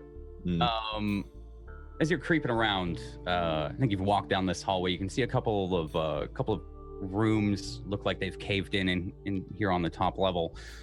You're going towards this gorgeous-looking room, right? Yeah. Yes. As you're walking towards it and you pass over kind of the threshold, you can see that it once was like very elegant, very beautiful. Like I've described, all the linens and anything that is in here, like wooden or whatever, is kind of started to come tattered, frayed, shown wear and tear. It looks like there are large spots where there once was, a 10-foot tall painting above a fireplace mantle in here. It's gone. Anything of any value, as you look around, seems to be gone. Fuck. The drawers have been opened. You can see a small jewelry case similar to what you had looted before has been opened on the floor, lies open. Roll me a perception check. Anything left? 19. As you're looking throughout this this bedroom here, or whatever this seems to be, there's a large window where about your height seems to be open and not boarded up. And as you just quickly catch a glance, the fire seems to have spread even further into the city. You can see many more pillars and plumes of smoke. It doesn't seem to be stopping. And then I think you hear like Kale's armor hit the floor from like a couple of rooms. On your right, there seems to be another door that is opened. Like there are two entrances on either side to this room here, and they both lead into to separate hallways. But you see these going on in the background. But looking around, even the pictures, even the glasses, gone. This place is shit. Can I see where the others are? Or can I just hear this? I think you hear the kind of like not the clinks of the chainmail, but the final like thunk of the breastplate, maybe as something's knocked over. But you can hear it coming from that other door down the other hallway. From the other door? Yeah. Fuck's sake. Looking out the window, can I get there from this window? You can get there from the door in the room.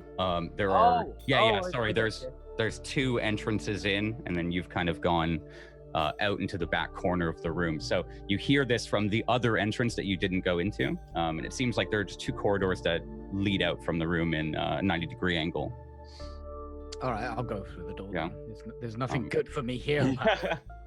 It's as you start to walk down the hallway too, you see the similar remnants of what you had found downstairs, where there seems to be a couple of triage beds that have been laid across on the one side and now no longer used. But you can see large blood stains on these ones as opposed to downstairs, and some like frattered or frayed like black fabric as if something had infected and kind of started to seep. As you're walking down, you make it to a railing, and again, it's a room quite similar to the one that you have on the screen here. A large, open, kind of circular room here with a flat back that kind of breaks the circle. And there's a large mural above a fountain and four statues that seem to stare down on it. And you can see Kale kind of kneeling down, slumping down currently, mid-slump. And looking defeated. Fucking stalkers. Stark naked, yeah. Taldro's kind of leaning down next to her, and Kesh is off to the side, kind of gazing. Roll me a perception check as you come in here. Actually, we can just work off your 18 here. Makes it easier. As you're looking around, you can see similar other like smaller statues that seem to be at the top of these pillars under the arches, like they're coming off the top of the pillar. Then they're all also staring down at the fountain. You say there was a mural? Yeah, there's a mural on the flat back wall. What does it depict? It depicts an army in the top left. Like a couple of the pieces of paint have now chipped off, and there are large sections missing. It's about like 10 to 15 feet across. So say 15 feet across, 10 feet tall. And the top left, it looks to be like a group of soldiers almost coming diagonally up a cliff and standing on it as if they're like mounting it and taking it over. You can see burning something in the background. And then looking a little further down, as you can see sick people and wounded, and then a couple of different religious deities, indicating kind of a general togetherness and healing. And it kind of seems to tell the story of this temple and what's gone on to create it. There looks to be like a very fair depiction of a elven man that seems to have stood the test of time here at the very, very beginning. But you can look down, you can see Kale and Taldro. Do you guys think you're speaking enough for him to hear anything, or? It's probably pretty hushed tones, but we're not trying to be quiet, I don't think. Yeah. What are you doing, Megan? Well, I'm not hiding that I'm up here. Is the fountain in the mural? You said there's people gathered around prayer or something like that.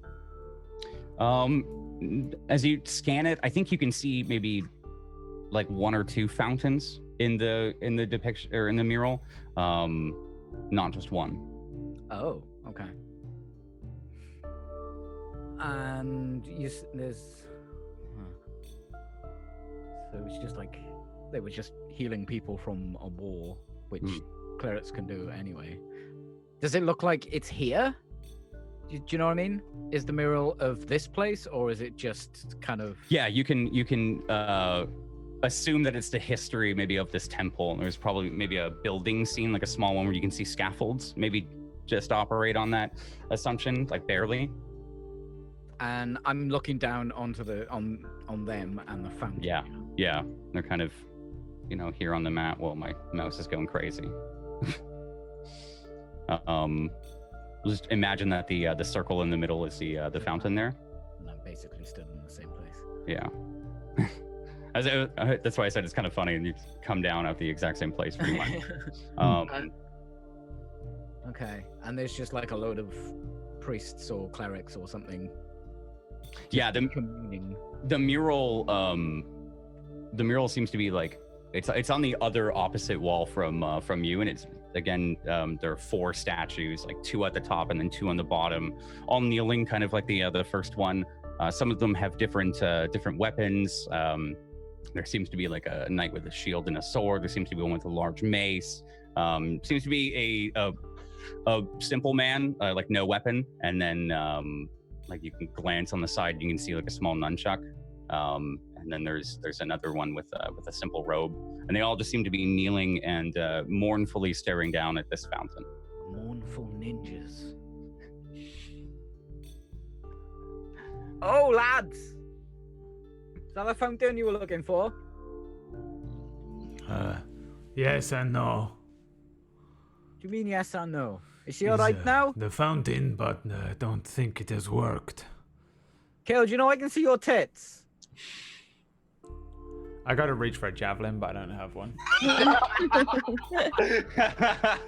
I think you see an eyebrow raise, but not even my chin. I don't even lift my chin. I'm just I see a nipple raise. as close to sulking as I get. Did you find anything else? No, it's been ransacked, like.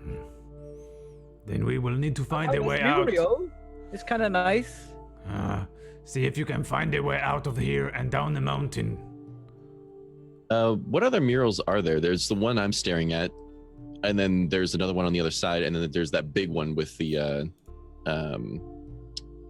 what was it? Yeah, the one that Peachy had just investigated, and the mural I've described. It's all the same mural that just stands at the end of the room here. Okay. And then there are 2 stained glass windows. Oh, the stained glass. Okay. Yeah, they're from, I can't remember what your perception check was. It was natural 1. Oh yeah. there looks to be space where things should be on a wall, but like nothing else. I want to make my way over to the other stained glass and kind of see if there's a story being told without Yeah, I think like as you go to look up at this one, you can see through a little bit, and you can see it's kind of the inside has been boarded up, so you see kind of fragments and fractions of it, and you really wouldn't be able to see the full story of it without like going on the outside of the church or the monastery. Sorry. Okay.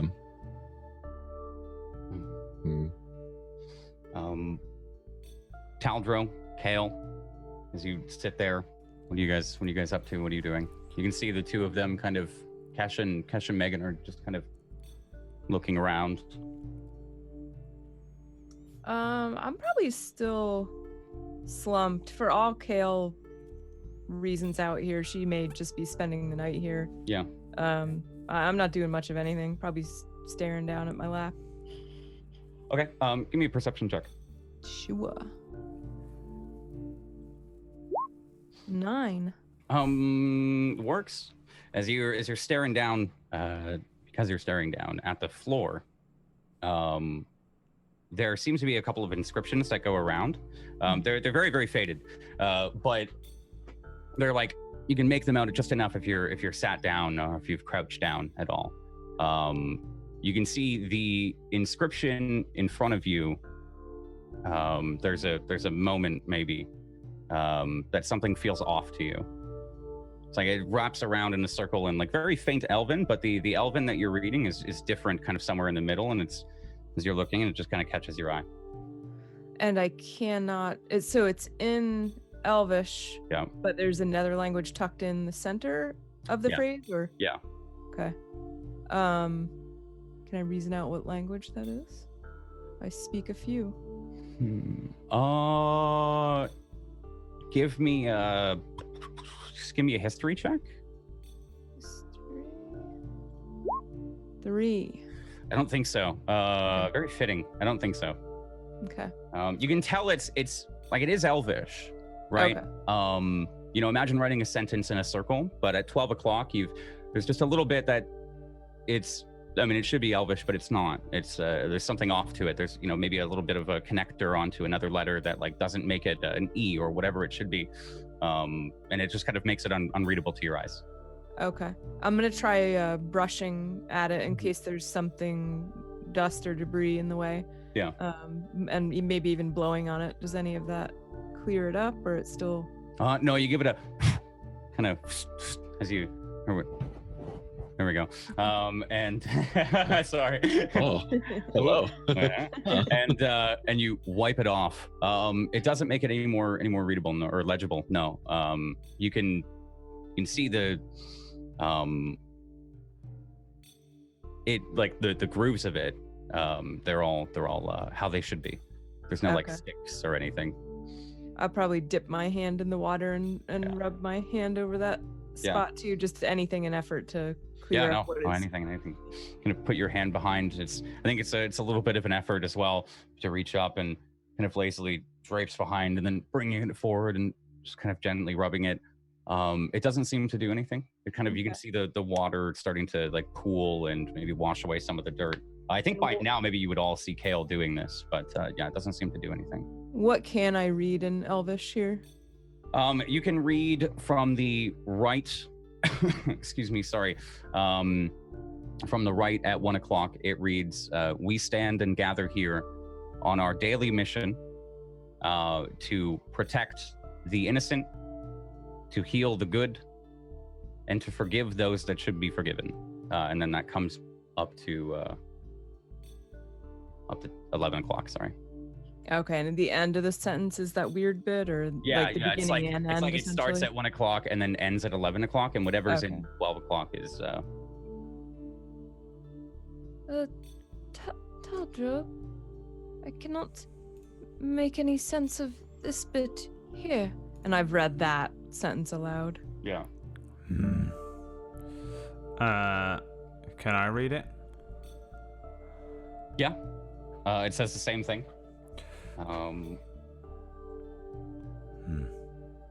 Oh, sorry, not the middle part. You can read the other part of the circle. Right. Give me a perception check as you look at it.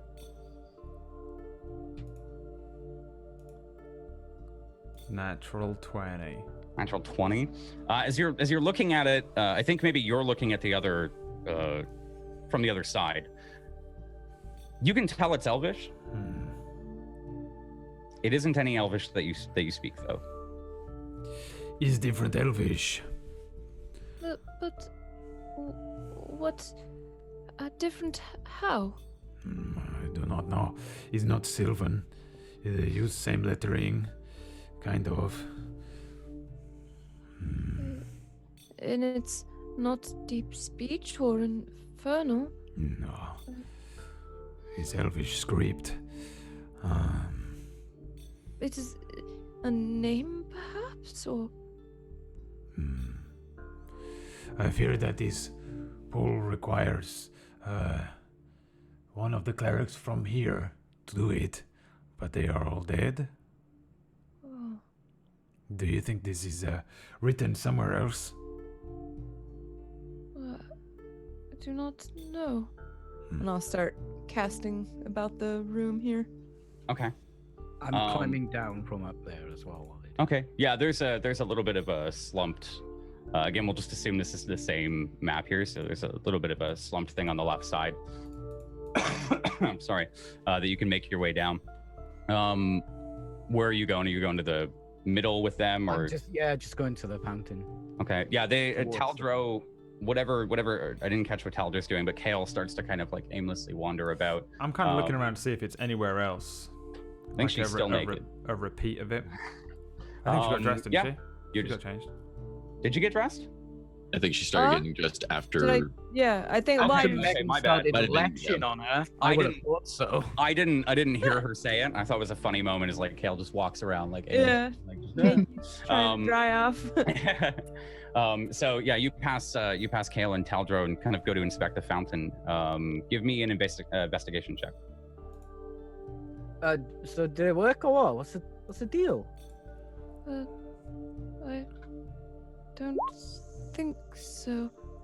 But I'm the only one who got in. Have you turned it on? On? Yeah, like magic or a lever. Lever? Do you see one? Nothing. As you're looking in the fountain, you don't see anything. There's a couple inches of water that now seems kind of disturbed, but nothing in the fountain. Inside the. It might not be an actual lever though, because this is like gods and shit, isn't it? I Is it- don't know. It says here, and I'd like to read aloud the sentence again. But tell me what the sentence was again. I'm not gonna lie to you guys. It was totally improv. Oh, okay. absolutely- That it was- I've written it something down. like, I started to, and then I... we just stand wanna together write here Down as well. in the name of I think it was peace, and promise to heal those that are good and forgive those that should be forgiven. Okay. I was gonna get it off the bot. Like as soon as I said it, I was like, Yeah. No, Like, oh, someone's gonna ask me. I get this off the bot right now. Listen to the sentence out loud. Does it kind of ring any bells as far as like anything that maybe any of us have heard before, or if it's like a teaching of some sort? God, that Give was me a long history sentence. check with advantage. Sorry, I was Sure. trying to think of what you would roll there. Yeah. Oh yeah, protecting the weak. Sorry, thank you, chat.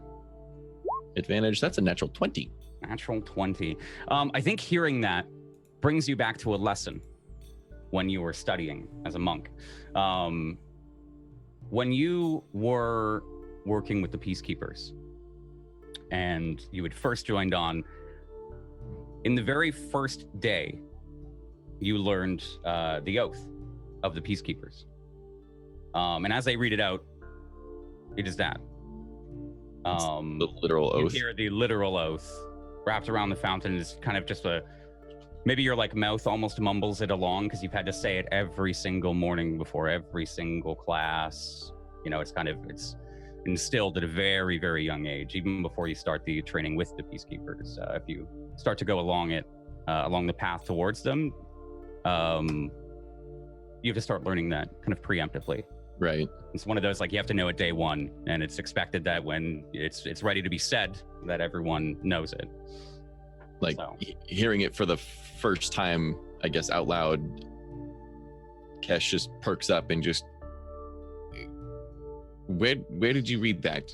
Wait. Just here, and there is a bit I cannot read. And I point Like- to that. Kesh, like in a hurry, kind of like trots over to. Yeah. She can't read. Would it look familiar in any way? Yeah, I mean, you're looking at essentially the oath of the secret organization that you're a part of, right? As you're looking at the top at 12 o'clock, what languages do you speak? Celestial, Elvish, Common. Again, you can tell it's Elvish. It's a little different, I think. On a natural 20, you'd know that you can't read this currently. But some of your teachings were going to teach you thieves can't in the future.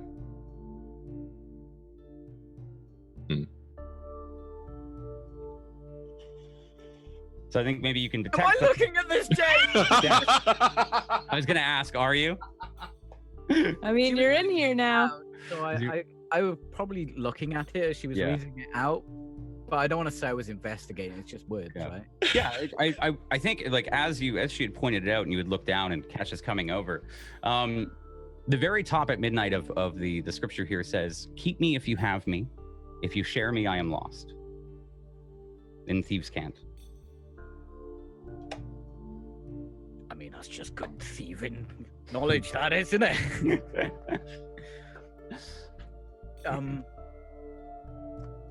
All right, tidy. I think you all. Wait. Tell. What? What do you mean? It says, it's like a riddle, isn't it? I Maybe do not no. see a riddle. It's an oath. What do you mean riddle? Oath? What oath? Wait, Right Well, there. did you? And I What point does to it the say? bit I can't read. It says, thank you, Jay. You're welcome. Keep me if you have me, and share if you share me, I am lost. Right there, Keep me if you have me. If you next to all the share, squiggles. I'm lost. Next to the. Those are my teachings. That's my people. Yeah. Don't want to be sharing. Does that make sense to anyone? Of course, it makes sense. If you shared it, you haven't got it anymore. But It's not yours. What is it? I don't know. Like this ruby that I don't have, and I disappear it from my hand quickly.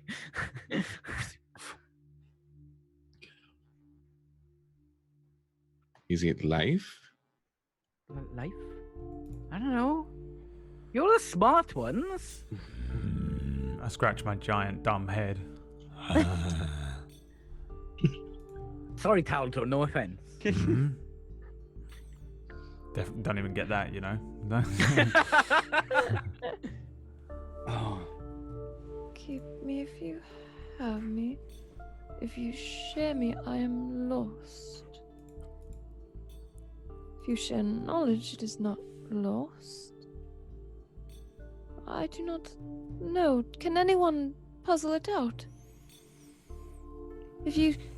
What if you share it is lost?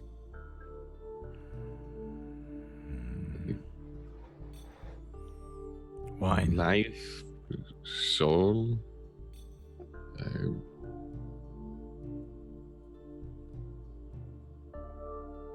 It's not the truth. Because the truth is always the truth. And I'm just muttering possibilities. Ash literally plops a spot like right where he's standing and just kind of sits and just. It kind of sits on the other side of the Mhm. the oath here. You can see it is again, it's the full oath from start to finish, but then somewhere, you know, at the very top, it's almost like it's been compressed, right? The letters of the oath are kind of like squished together to fit this here in this perfect circle. It's the thing to do with like the fountain. I do not know. You do not lose water if you share it, or blood. Or... I do not know. How clever is my character? Thinking, as far as like lessons, would this be something that is almost as if it was one of those riddles that you're supposed to solve by the end of a lesson or something like that, to make sure you learn something? I think on a natural 20 for your history check here, still operate with it here as you're hearing it. There's nothing. I mean, you were given riddles. You were given riddles all the time, even things to solve, whether they be puzzle boxes, whether being put into an escape room or something, and seeing what your guys' times were and getting out. And often riddles might have been passed around the class for fun. I don't think you've ever seen this one. I have a conundrum. You do know how the peacekeepers operate, though. What's your conundrum? Well, this is a classic riddle. Role play it out, Peachy. Role play it out, buddy. But I don't know if Megan would know that. Would Megan try and find out? Yeah, probably. He's quite. Here's how Megan definitely knows. How would Megan definitely know? He's a thief, which means he's probably done these riddles his whole life trying to break into shit, and this is just how... There's two types of lock in D&D, right? A riddle and a padlock. Yeah. Well, 3. Yeah. Magical lock. Yeah. A riddle is a magical or a regular lock. And a padlock is a regular lock. Door locks. Yeah, but we just... All right. You know what? Fuck it. We'll stay here for the whole campaign. Have you guys not seen this riddle before? This is kind of like a secret thing, though, for Megan, right? This is Thieves' Cant. This is... Yeah, you don't share this with plebs. Yeah. What do you reckon would happen if you knew what the answer was, though? I don't know. Perhaps it would tell us how to use the fountain if we have used it improperly. Well, is there something you would put the answer in? I'm going to look around to see if there's something to put in. Is there a keyboard? Terminal. There's an organ in the corner. Linux terminal. Give me an investigation check.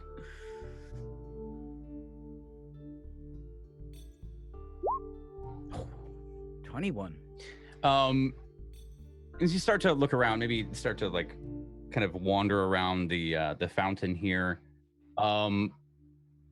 As you look over at the mural a little closer, some of the pieces that have fallen off, I think there's a small pile of them. There seems to be writing on some of them. But looking around at the fountain, doesn't seem to be anything, no levers or anything like that. But I do think it catches your eye that there's a little bit of scripture written in Elvish on. What's that up there, Kale? It's writing. It's writing, and I'll go to read it. It's a short story about the creation of the temple. It says that the temple was started and founded. A little bit of a small writing. Says it was started and founded to heal the sick and to give them refuge from the great ravaged war that ran on the plains of Abathun to the west. And it says that the temple or the monastery must always be guarded and kept as a secret. And you can kind of get that from a couple of them that you pull up. I think they're all there. You just kind of have to piece them together, almost, and what's this get it as you're looking through flashcards and putting two together. And it talks about the formation of the monastery, and that it must always be kept secret. The formation.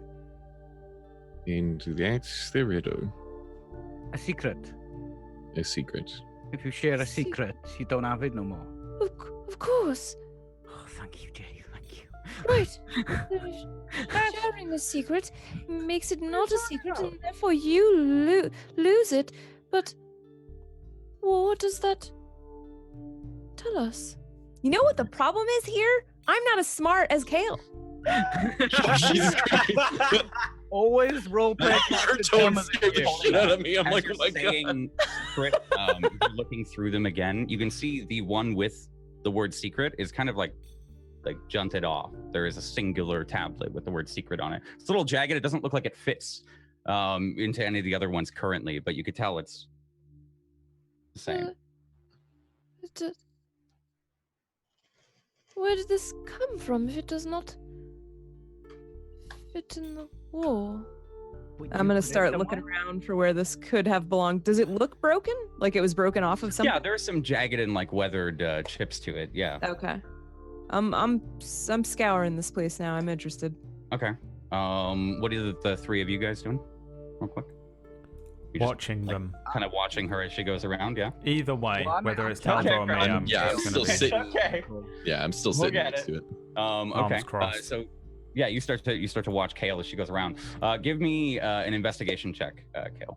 Investigation. Oh, 20. Natural 20. It's a 22.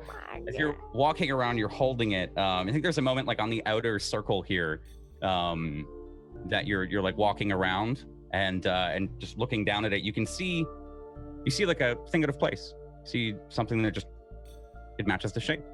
There's a little bit of a mosaic that starts to come out from the fountain here where the writing was, and it's faded and old and weathered, and it's hard to see unless you're up close. But at first, it just looks like a regular hole. But standing there and staring at the exact precise shape, knowing it doesn't fit at the wall, and looking for somewhere it goes in, you just kind of like laser in after 5 steps, and you realize that it would fit if you were to put it in. Like a puzzle piece. As I'm slotting it in. Yeah. As you put it in, it kind of smoothly slides in. The word secret in Elvish begins to light up with a strange pale blue glow, the same that you had seen from the other hallway, Kesh. And you can tell it's a ward, some kind of like arcane ward on this piece. As it lights up, it follows some of the cracks and some of the pieces of the mural over to the oath. As you're maybe sitting there and are you standing or still sitting in front Sitting of it? still. Crouched in front So of that. kind thing. Oh, sorry, Yeah. Cash. So it hits the oath at 1 o'clock, and this blue light kind of starts to fill in every single socket in the lettering, and then hits the top, and begins to light it up as a light teal green. I'm following Yeah. that light that left the word secret and stripping the clothes back off. All Going in, of a sudden, boys. the sheeters come back up. It's like, no. Right in front of you, Cash, you hear a kind of like the unsettling grinding of a stone. Mhm. And then on top or underneath you, you feel a jolt as a panel opens up in the stone. It starts to slowly move over. You're kind of like sitting directly in it. I immediately I jump like- off like backwards. I'm like, Yeah. mm-mm. It opens up about 5 feet out from the fountain. This small stone tablet begins to like slip underneath and then lock under that one, and then those two slip under, and it starts to kind of cascade in this effect around as it goes, and you see this spiral staircase underneath. This blackness. The staircase looks like wrought iron, faded, and you can see some of it is like rickety and almost falling apart. And as you look past it, there's just a blackness. But there are faint, small blue lights far, far into the distance, almost like stars in the night sky. As the staircase starts to, it opens up fully up top, and you're revealed the staircase. What are you doing? Staring down at Did you it. see that? Uh, What happened? Hey, what it mean? means we go down. But I'm fountain. Down. running downstairs. I'm going. There's You're a going. secret entrance. I'm going. Glancing up, looking at Kaylee, I might want to. If it helps at all, I have really long hair. Really long silver hair. Like Just perfectly covering You everything. might want to put something on. I don't think we're done yet. Megan's been making her pick shit up off the floor and stuff. she's not here. I don't know what would cause a stir by being naked, so I don't hear that. I'm totally mesmerized by the fact that the floor has just opened up Yeah. and there are glowing lights. I'm headed toward that. So you begin to walk down this rickety staircase here, winding and twisting and just constantly going in this circle here. The kind of pitter patter of your boots here. It's kind of all of your as you're walking through. A couple of minutes pass as you become enveloped in this blackness. I think it's very easy to realize immediately as you go down to the first rung here on the stairs that there is only a pillar coming out from the bottom of the fountain that supports these stairs that you're on. You can feel them swaying a slight bit. All of you roll me perception checks. Don't worry. I saw Peachy get like a little scared there. 21. Just a tiny bit scared. Who's got the puddle now? I have gone blind. I have Oh, gone- that's why, Jay. That's why. no light. Sorry, roll 20 is being so weird for me right now. Okay. Can you guys read your numbers out real quick? Sorry. 14. 21. 3, Okay. which is actually a natural 1. Oh my god. Oh yeah, natural 20 is like no. Mm-mm. Okay. So sorry. Kale and Kesh, as you're looking down, wait, I don't see Taldro and Yeah, I don't see them either. There. Oh, Oh my there it is. wow, good timing. Hey, thanks for 20. Thanks guys. Wow, Appreciate it. That was great. Almost as good as them rolls we just did, Brad. that was. Yeah, that's it. You've seen the two Couldn't nat see them ones come because up. no, they can't either. So you both are almost immediately enveloped in this blackness here, as you guys make it down to the third rung. Kale and Kesh maybe peering out, observing the pillar in the middle, maybe making sure it's safe enough, especially for this decrepit old, maybe 1,500-year-old temple. As you look up, you can see the kind of mosaic continues along the bottom of these stone tiles, and there is no other support. It is just blackness and this one pillar in this staircase that seems to go down. As you follow the pillar down, you can see the blackness and the lights within it. They almost like stars. Yet again, they seem to be getting brighter as you get a couple of steps closer. With each step, it's almost like they're floating. Your head bob, it's kind of coming up. You can see at the very, very bottom is a small stone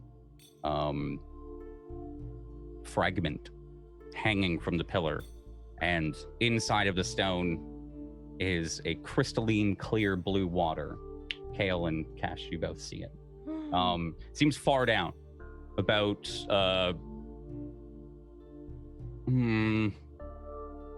I think you can see further than your dark vision goes, and then some. Essentially, like you just see this kind of pale blue light illuminating what seems to be a rock fragment at just far enough down, and it stands out compared to all these other cosmos-like lights that appear in the far distance from you all. I'm heading for it. Yeah, just making my way. Yeah, I'm just following everyone. I can't see shit, apparently. Are you still descending, Megan? Even though you can't see shit, what are you guys doing to kind of find your way? Well, I've got those goggles. I'll put the goggles on. That's why I couldn't see nothing. Put the goggles on. There we go. Okay. Oh, that's better. Perfect. You put the goggles on. It's still a little hard to kind of gauge where you're going. Just getting used to it. I'll still keep your nat 1 there, but at least you won't trip and like fall down the rest of the stairs. I have not died. Yes. So you all start to descend. If we were to rather, as you start to come down, you begin to touch kind of a stone fragment here.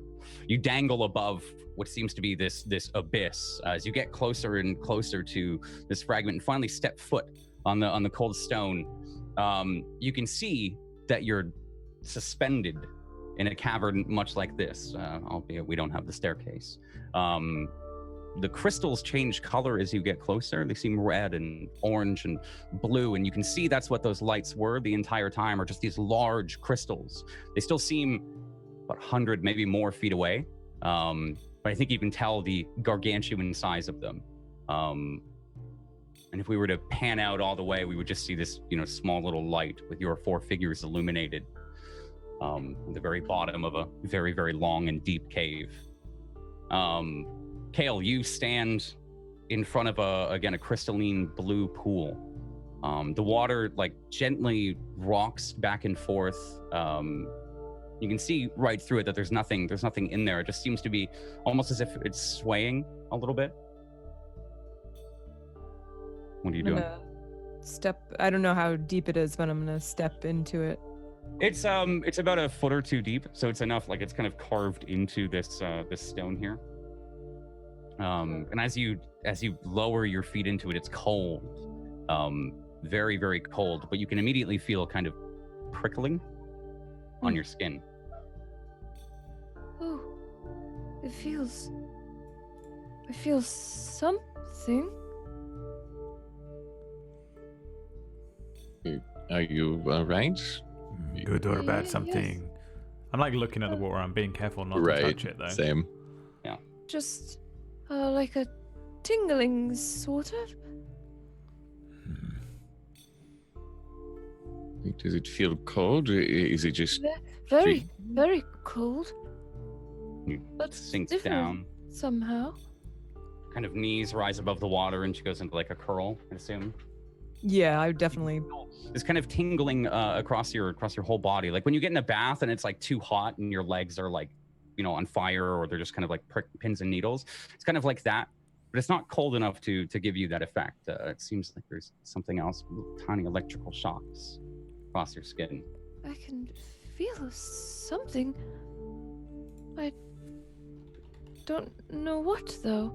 And I'll just be kind of putting the water. This is so very far from the first time that Kale has tried very bizarre shit to heal herself. So it might seem odd to others, except Taldro would be like, no, that's pretty much, she's throwing herself in.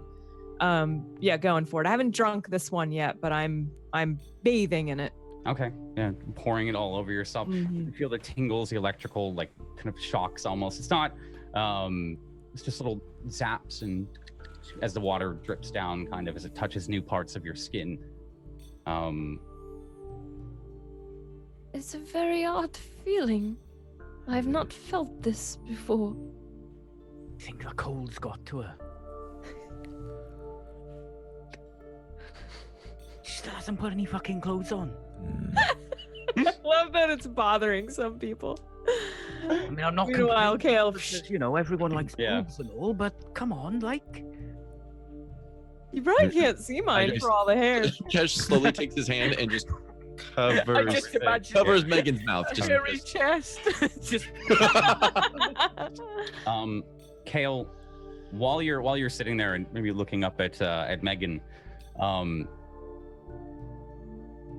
you feel like a dizzy spell coming on. Maybe some of the kind of a frequent feeling, but maybe they come in attacks when you feel exhausted and truly. Although I think this is probably the worst that it's ever been. You kind of, as you're looking up at them, they seem to get farther and farther and farther and farther away, and this darkness that's surrounding them seems to just kind of close up. The three of you, as Kesh is covering his mouth, Kale seems to look distressed, and then a moment later flops over in the water, her head going underneath. What do you guys do? A hand goes in to try and get her out. Yeah. I'll jump in. You immediately pull her out.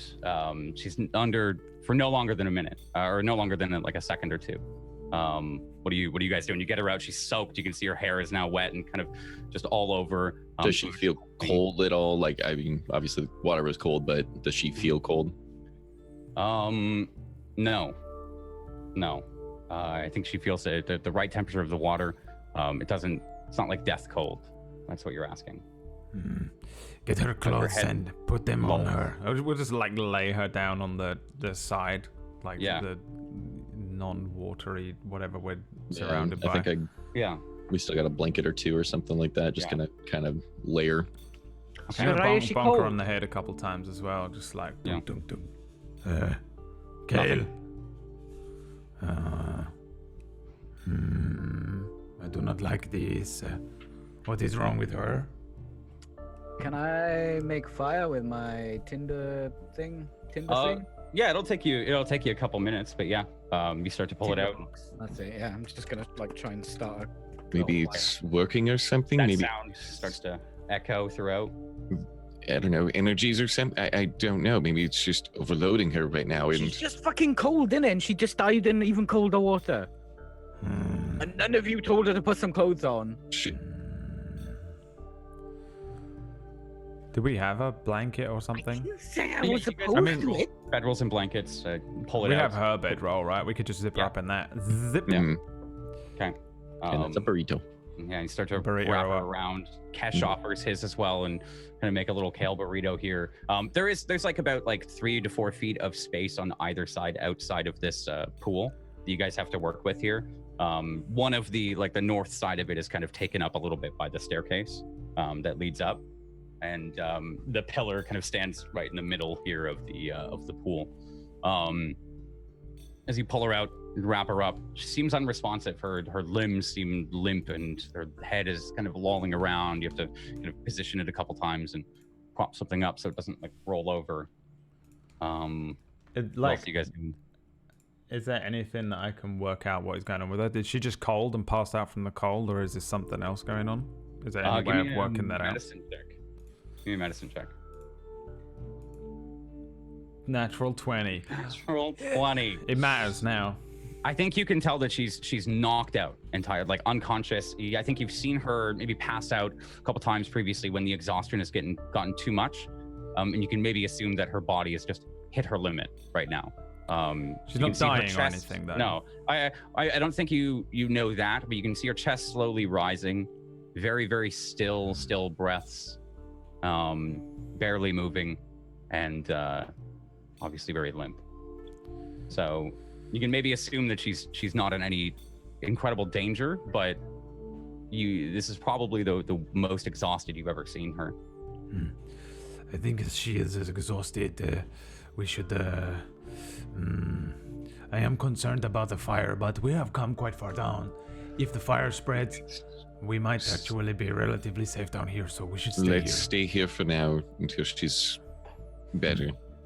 She's pushed herself. We all have. Is there anywhere wider, or is it just straight downstairs, pool, nothing, straight down, like we're in a well? This rock fragment is again suspended, and you can just see blackness on either side. So you don't know how far down it is. You don't know where anything is on the other side, but you have 3 to 4 feet here on each side of this pool. Imagine kind of an upside down iceberg with a flat top, right? And it's got the pool inside of it. So you guys are currently operating outside of the pool and kind of walking around on these precarious ledges here. You don't really know what's down, but yeah, all right, we'll just make a fucking comfortable bed for her then. I'll just prop down next to it. Yeah, goes the fire as Megan starts it up. Keep my eye on Kale and probably just sit. She dying or what? I don't think so. She's exhausted. She may need to rest. I am concerned about the fire, though. Perhaps one of you can go up and look. Keep watch on that. Cash, you should probably go check on that. Is it Battersby or Barnaby? Which one? I've forgotten what the gnome's called. Barnaby. You should probably check on Barnaby as well. Barnaby, I sent him away with. Him and the orcs should be fine, and they kept their distance. They got out quick enough. Can we hear anything as far as like echoes of explosions or anything like that? I don't think so. No, I think it's very, very eerily silent down here. Perhaps need we to should think, see if we can close the door as well from this side. Which door? The door that let we us can in make. here. Door opening. But what if we cannot get back out? Well, that's why we're looking for some way to do it from the inside. Let's just take a breather for now. Nothing's coming down here. Nothing's going to be following. I do not want to get trapped down here, though. They still think the I banshees don't up want there. to be attacked down here, though. There must be a way in and out. If the fire does Come not with you, stop, Cash. we will be stuck up here and down here, up here, down here. We still need to figure out how we are going to get down the mountain and back to the orc. We'll take that when we need to. For now, we have other We concerns. have to make sure she isn't dying, though. But I am worried that the fire will spread above us, and then we are trapped here instead of going now and getting out while we can and moving onto the mountainside. What, with her like this? Passed out? Better than being burned to a crisp or trapped down here only to starve. Well, maybe there's just like a lever. A lever. A lever. Look, they're not going to be stupid enough to have this hidden place, but then when someone's in here, they can't get out again. We don't know. Maybe this is not good water. Perhaps this is a poison water, and they lock criminals down here. No. This place is different. There was like a riddle to get in here, but... Of all riddles, of all oaths to be here, this place is sacred in its own way. Hang on. Can I go to the water and put my finger in and taste it? Just like a little bit. Yeah. And put your finger in. You are Taste- now lawful good.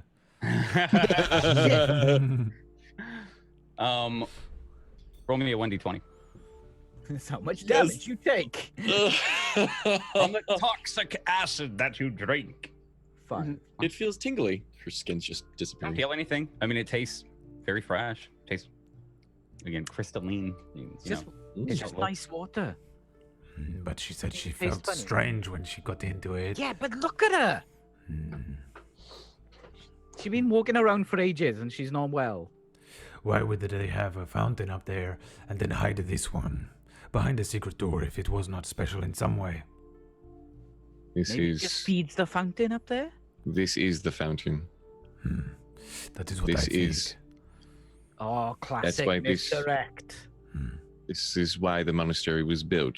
This is why, well, why it was meant for the war. It That helped is with what I it. think. But I am not going to rule out the possibility that it is something else, or perhaps without the monks here to tell us how to use it. I am I tell you what, let's go check a fire, see if we can close the door and stay safe in here until she wakes up. Okay. She just sleep in, right? You two go then. And don't start another fire. I didn't do it. Nor did I. I say it to Megan. I don't even know if Megan did it. I still say it to Megan. Yeah. Did nothing wrong. Only everything. Megan did nothing wrong. Yeah, Kesh just does one of those like kind of jump up from a sit down and just quick neck crack and just more of just a. Yeah. All right, we'll be back in. How long did it take us to descend, by the way, or do we just kind of like Don't think you know. I Just don't think you'd have any idea. lost in it? No. Yeah. Be back in a bit, and I'll just start trekking. They leave. You hear the clink, clink, clink, clink as they go up the stairs. Maybe some kind of non-distinct conversation, and leave you alone there with Kale Taldro, staring down at her. What are you, real quick? What are you doing? Probably, yeah, just checking on her every now and then, staring pensively at the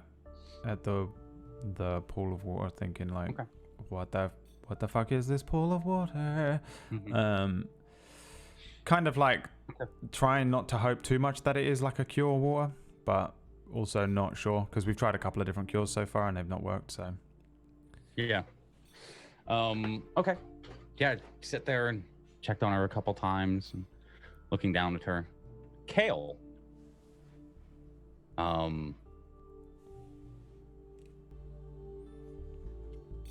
You wake up, but not to Taldro. You wake up in the water. Kind of incorporeal version of yourself. As you look down at yourself, still staring down maybe, you can see through yourself. You can see yourself, but you can see through yourself. Oh. You see Taldro sitting next to your body. Taldro. Doesn't seem to respond. Can you not hear me? Why can I? What is happening? Taldro. Can I stand up and move about, or? Yeah, I think as you go to stand up, you're looking at Taldro, you hear a splash of water. So you shoot up, right, standing up to look, and immediately as you hear the splash of water, you see another woman suddenly sitting there at the corner edge of the water. You're now standing above her. Who are you? She's, hello, my child. Roll me a history check real quick. As you see a kind of slender woman, medium 14. height. Okay, 14. Red hair, familiar red hair, soft lips, and seems to be blue eyes. She looks somewhat normal to you, as if you had just seen her again. You see Miriam, the woman that Taldro had saved in the fight against Magnus. And she says, hello, Kale. Miriam? What are you doing here? It is I. But you've known me a lot longer as your patron goddess. What? Elder. What? You are Elder? She kind of gives like a meek smile and wave. Yes. Would you join me? As she starts to slide down into the bath or into the pool. It's very cramped. She kind of pulls her knees up. So I think I kind of bury my face in my see-through hands here and probably let out like a sob, like a, oh my God, like a lot of built up upsettedness about this illness. And I'm greeted now by my patron. Yeah, it's quite okay. Just sit down. I'll sit. Breathe. And I just slump. Breathe. You're alive. I am You're alive. And Taldro is all right? Taldro's all right? Yeah. And you can see her face kind of changes. I'm not sure. Oh. Is Taldro all right? I haven't seen him in. Well, he was just here, and then now he can't hear me. So you can see her. She looks around. She looks over in the direction of your body, and sees it. And she's, I hope Taldro's all right. You can see a lot of pain in her eyes. And she says that. Are you all right? You look sad.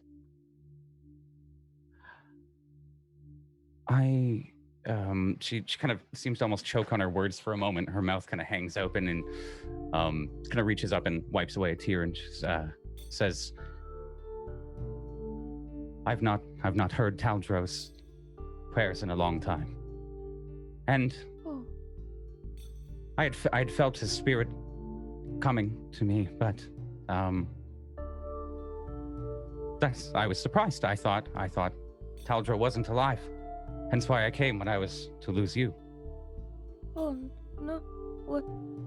He's all right, and where are we? Right here, my child. You've not left. But where's here? Temple of Milanil. But I cannot even see myself, or rather, I can see through myself. It's just a trick of the eye for now, my child. You've come here to be cured Yes. of this disease. Yes. You can see, like, she kind of looks away from you. She breaks your eye contact, and seems to stiffen up in posture in the bath here. And she looks back over at you and says, shakes her head, and she just kind of shakes it, and not this one. What do you my child. mean? These waters are an ancient font that used to be within a city, and they do have healing properties. Kind of seems hopeful as she says it, but you don't have a disease, Kale. You have a curse, my child. Curse. And the water just won't take it away. I'm sorry. Cursed. I cannot take it away either. If you cannot take it, and I am cursed. Another sob. Yeah. Just because this is information, at least, which is something. It's kind of like if a doctor tells you, like, no, you do have this. And you're like, Finally, the symptoms, okay. right? Finally, right? Cursed, and is there not a way to lift it? There should be. I know not of the answer. Do you know who has done this to me? I know not of the answer. I know that as far as I can see across the continent of Vormir, that the faded woods, they're still blocked off to me. They've reacted violently, and it seems another something is swelling, expanding Faded the forest woods. once again. I was Seems to take found over. in the river just east of there as an infant. Yeah, you can see kind of like almost a sad smile come across her face, and just, I know. And there was a unicorn. Do you know there was? And I know. it was coming for me. I do not know why. But then the humans, the monks, they found me. You. And they brought you to a good life, a better life. They cared for did. you. They loved you. And they do, but I cannot continue much longer like this. I am not strong, and I cannot become stronger.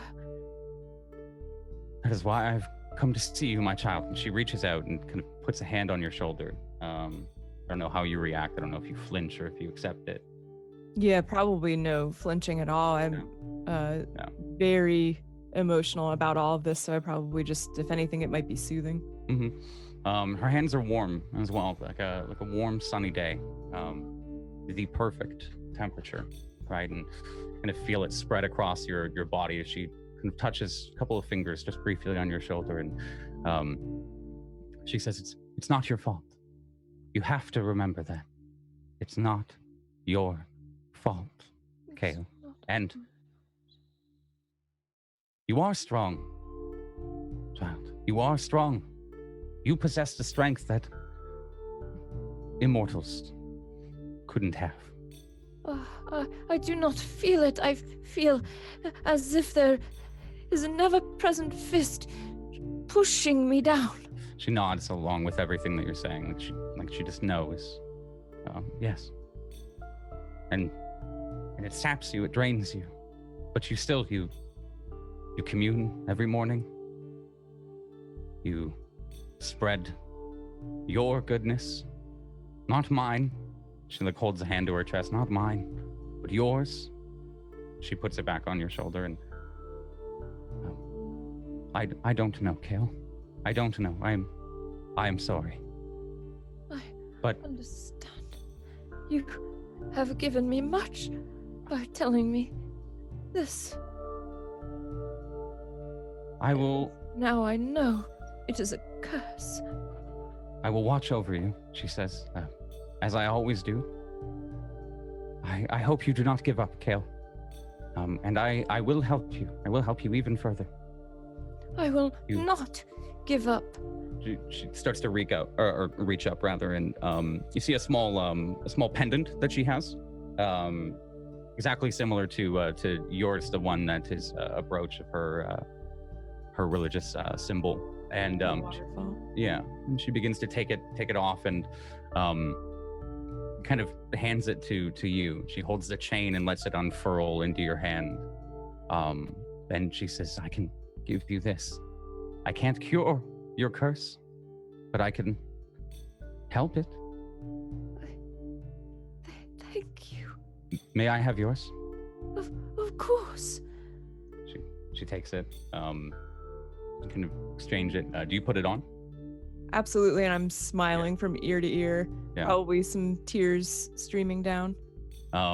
She begins to put hers on. You can see like a very, I think, content smile on her face. Like she kind of holds it, and you can see it's kind of shitty. It's a little worn from all the things that you've gotten into with it, and there's maybe a piece chipped off, but it's yours, and it's the one you've always had, and she kind of cherishes it. And she says, Kale, once you put this on, it'll take you back. You will be stronger. Stronger. We don't have many chances to talk. We never will. Or I need to stay afar. But I can help you like this.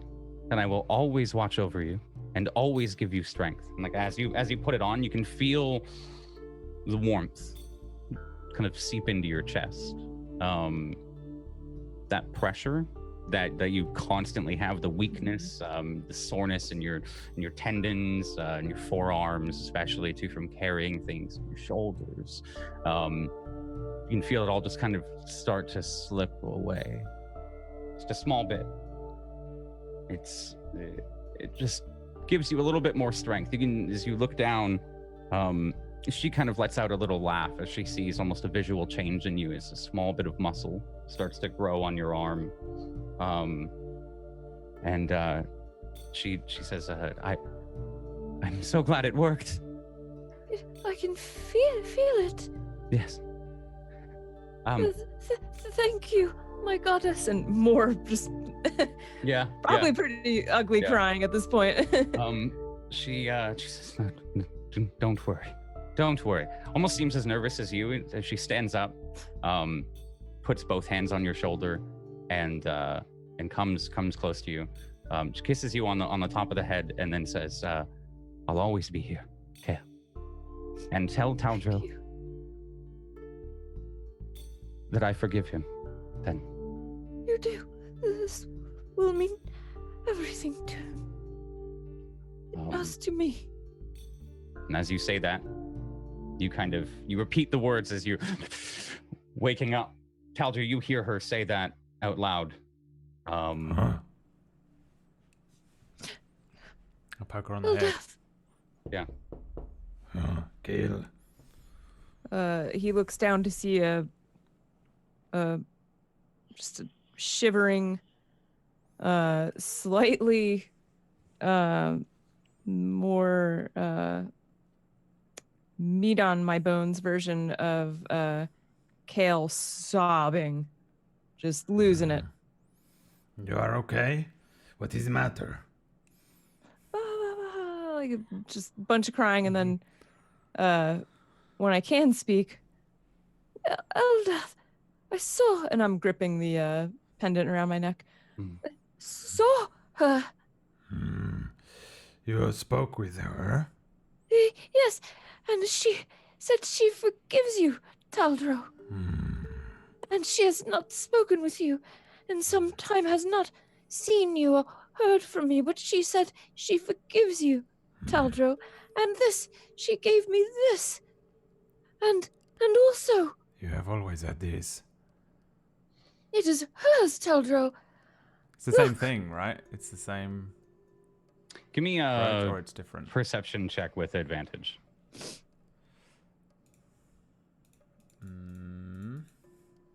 12. As you look at it, it doesn't seem as worn as hers. It seems brand new. And there seems to be almost an aura that you can feel. As you look at Kale as well, like I imagine you kind of sat up. Some of the blankets fallen off. She's gotten buff. You look different. The water. Look at my arm. And I'll awkwardly make a muscle gesture, which I am unused to doing, so it's probably kind of awkward, but look. You look stronger than me. The water is worked then. This is fantastic news. I don't think it was the water, Taldro. She said the water would do nothing. It is the pendant that makes me stronger. And also, she said I am not diseased, but cursed. A curse, you say? Yes, and she said the western fade. The woods, she cannot see them, but she feels that the curse emanates from there. And as you know, I was found very near those woods. Did we not try and break the curse first thing when we tried at the temple before? But we were not in the woods. The fade, Taldro. You sure it was not the water? Splash the water and hit it and see what happens to it. Eldath Nothing. says it was not the water at all. How And do I you am know that you spoke not- to Eldath? Oh, what? Are you sure? I could not be more certain. I have never been so certain of anything.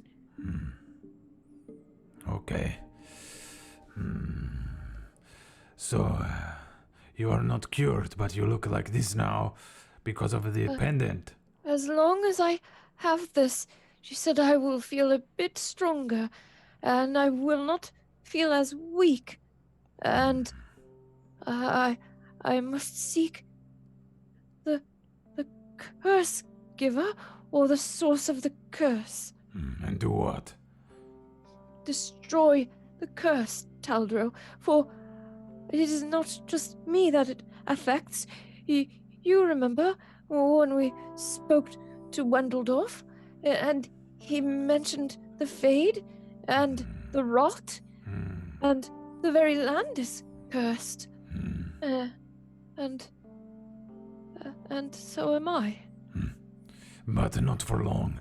We will go to the Fade, and we will crush the curse. We will go to the Fade, and we will crush the curse, not just for me, but for the land, and the people, and animals. Okay. And you feel okay now? I feel a lot better than I did. Not perfect, Taldro, but better. I'm gonna help her start to get dressed as I hand her things. And then, hand her up a greave and then a thing. Very matter-of-factly, just Yeah. They're hard to get on, right? Yeah, you start to equip all of your gear here. I think it takes a couple of moments, but for the first time in a while, maybe you fill out a little bit more into the chain link. it probably doesn't And it's, feel as yeah, loose. It doesn't sag as much. Your mace feels natural to pick up, as if you've had this strength the entire time, as if this is the culmination of everything that you've already done. And it just feels a little bit of it probably would feel a little bit disjointed, but it feels natural as you pick it up, like it should be that weight, comfortable. The others went up to check on the fire. We should get going. All right. You go ahead. Taldro, remember, she forgives you. She loves you, Taldro. She will watch you if she can. I kind of just gruffly shrug You it should off. talk to her, Taldro. Mhm. When you wake, talk to her, if you can. I like lift up all my stuff and put it on my back, and then I like push Kinda- Kale ahead and Yeah. come before the fire comes to get us. Right. And up I go. Yeah. I'm gonna You turn guys, around. Okay. As soon as she starts walking up the steps, I'm gonna pull from my pocket that ring, the one that I took off, the ring to Eldath, Yeah. and I'm gonna lean down by the pool and just put it in the water and let it float down, and I'll say, "Thank you, Mother, and goodbye." As I stand up, and I'll catch up with Kale and run on up the stairs. Probably smiling though, Yeah. weirdly. Probably a smile on my First time. face. Probably the Little- first time since the thing, yeah, apart from a couple of little memes. And that's where we'll end tonight's episode, as you two are climbing up the stairs. We'll figure out next week what kind of bullshit Kesh and Megan got into in those couple of moments. You climb up the come on. stairs. In the and- come 1 on. minute this is all happening, It you only think we're gonna takes get them a bullshit couple of ascending moments. something? It took 5 The minutes to apocalypse break has down an happened. entire abandoned city. In his defense, I am Megan. You That was a walk up great into episode, man. Fallout We got 3. some tables, 2 Oscars in the chat. You guys did great today. Holy shit. Good job. Good job. Way Thank too you. many feels. My Thank God. you. Mm. Bye. That's It feels. So is Jeez. Taldra gone full Oathbreaker now? I mean, I am technically anyway. Yeah. I'm a Vengeance Paladin of Kellenvor now. Yeah. I have That was no, just kind of the wrapping of it. I have no affiliation with Eldath anymore. I guess I don't. It's really odd to hear Kale speak as if she isn't about to die from each syllable. Taldra, things rather than I thought she was gonna wake up like super buff and be like, "Taldro, look, I am strong now." I mean, like, we'll deal with it next episode, but there's definitely some muscle. There's definitely some Yay, muscle. level up. We'll see how it goes. Please. You have My to put it, God. but you have to put it in We'll strength. handle, One we'll more- handle one more level. XP as we get up here. Thank you guys. Thank you, you four. You guys did amazing. Thank you, Tuesday, for getting on, even though you were sick. You did awesome. Thank you. Oh God, what Congrats. fucking episode? 19 sessions. Yay! Cured. Ish. Kale. Ish. Found the kid. Ish. Now we Yeah, gotta there We got you fucking. answers. I'll take it. Answers I'll take. We got to Cured cross it. country though. Something. Cured-ish. Thank you all. Thank you guys so much. Let's go around the table real quick. Brad, can you start us off? Tell them what you do, where you do it, what's going on. What we got Hello upcoming. everyone, it's me, Brotatoe. Thanks for watching. I actually have things to shout out because this weekend there's a lot of stuff going on. On Saturday, it's my 2-year partner anniversary thing, and I don't normally do stuff like that, but I think I made a promise at some point to play a game, and I'm going to play Metal Gear Solid at 2 GMT, whatever that is. I think it's like 10 a.m. EST and I'm just going to play the game through. I'm going to attempt to just play the whole game. I think I can do it in like a day, and we'll see how that goes. It's like I think you can blitz through it if you know. Here's the problem though, is that I will be dressed up as Big Boss, which means A, I will have an eye patch, and B, I won't have any glasses on, which means I'll be super blind. We're not finishing Wear your that. glasses. No, Big Boss doesn't wear glasses, dude. You can have the whole outfit and just have one little glasses lens sticking out. No, I refuse. You need a monocle. I need That's a what you monocle, yeah. So I'm going to be dressed as Big Boss playing Metal Gear Solid 3 on Saturday. If you want to hang out, then please do. It's just a 2-year partner thing. You don't have to do anything. Just show up and laugh at me trying to play the game. And then on Sunday, we have a shill show here on Tablestory, which is at 5 EDT, and we're playing Battlestar Galactica. It's the Tablestory fam, plus KPP's coming back because we literally held a gun to her head like, lol, you have to for the meme because of the last thing that we did. So we're going to be playing Battlestar, and there's going to be all sorts of incentivized things that you can do to fuck with Jay and Jay alone. So we'll see you then. 5 EDT, Shield Show. Other than that, I'll see you next week for Ragtags or Dark Fire. Yeah. Yeet. Bam. Eons ago. Eons ago. Tuesday. Hi guys. My internet is about as sick as Kale was before she got this badass amulet, so I don't really cast right now. But when the fiber gets here, which it should now that the snow is gone, I will be casting again. So if you want to follow me, do that at /TuesdayGray on Twitch and Twitter. Thanks for watching, and please remember to check out the Tablestory Patreon and make sure you're following us here. Yeet. Zooty. McBooty. I do things sometimes. Yeah. I don't think I have anything to shout out really this week. Shock. But yeah, make sure you guys start following everybody here, doing the things and the stuffs. Make sure you are watching Big Boss, because I'm going to be doing, well, mocking Big Boss and Big Boss things. So yeah, excited. But yeah, good things. Peachy. Thanks, Tom. Yeah, definitely watch Big Boss. I'm totally down for that. I'm Yeah. watching that. That is a dope game as well. Don't forget to tune in next week where Kale is going to do some Sailor Moon fucking transformation shit. I'm looking forward to that. Oh my god, that'd be awesome. And come watch my stream. I'm probably going to be doing some more Borderlands on my channel, because that Borderlands 3 trailer has got me all fucking moist for a robot that I'm going to stick my dick in. Yeet. Yum. Yeet. Can I That's get what a I'm gonna say as I do it. Each thrust. Yeet? Thanks for watching, everyone. Thank you again, all of you, thanks Peachy for the shout outs. And mods, thanks for modding today. Thank you everyone for tuning in today. All the commands here of the shout outs of the players. Thank you so much. Drift Iceblood, you're great. We'll be back next Thursday. If you guys want to follow and subscribe to my stream, please, because my channel is dying. I can't stop playing Path of Exile. No, mine's dying. No, mine's dying. Really, No, mine's dying. really good. I can't stop playing. Just tag M Pickler on Twitter until she subscribes to my stream. Thank you, please. Yeah. Have a nice day. Yeah. Make sure to catch the Shield Show. Tomorrow's Halcyon Unbound. And next Thursday, hopefully the curse will still be broken. We've got a bunch of shows all through the week. Scroll down in the info section, down the downstairs. Hopefully it's still broken. To find them. What? You just say hopefully the curse is broken. Hopefully the curse is still broken. Okay, yeah, well, Still broken. okay. Which is 2 hard. equals. Alright. Okay. All right. Bye, everyone. Bye. Thanks for watching. Why am I so goddamn annoying?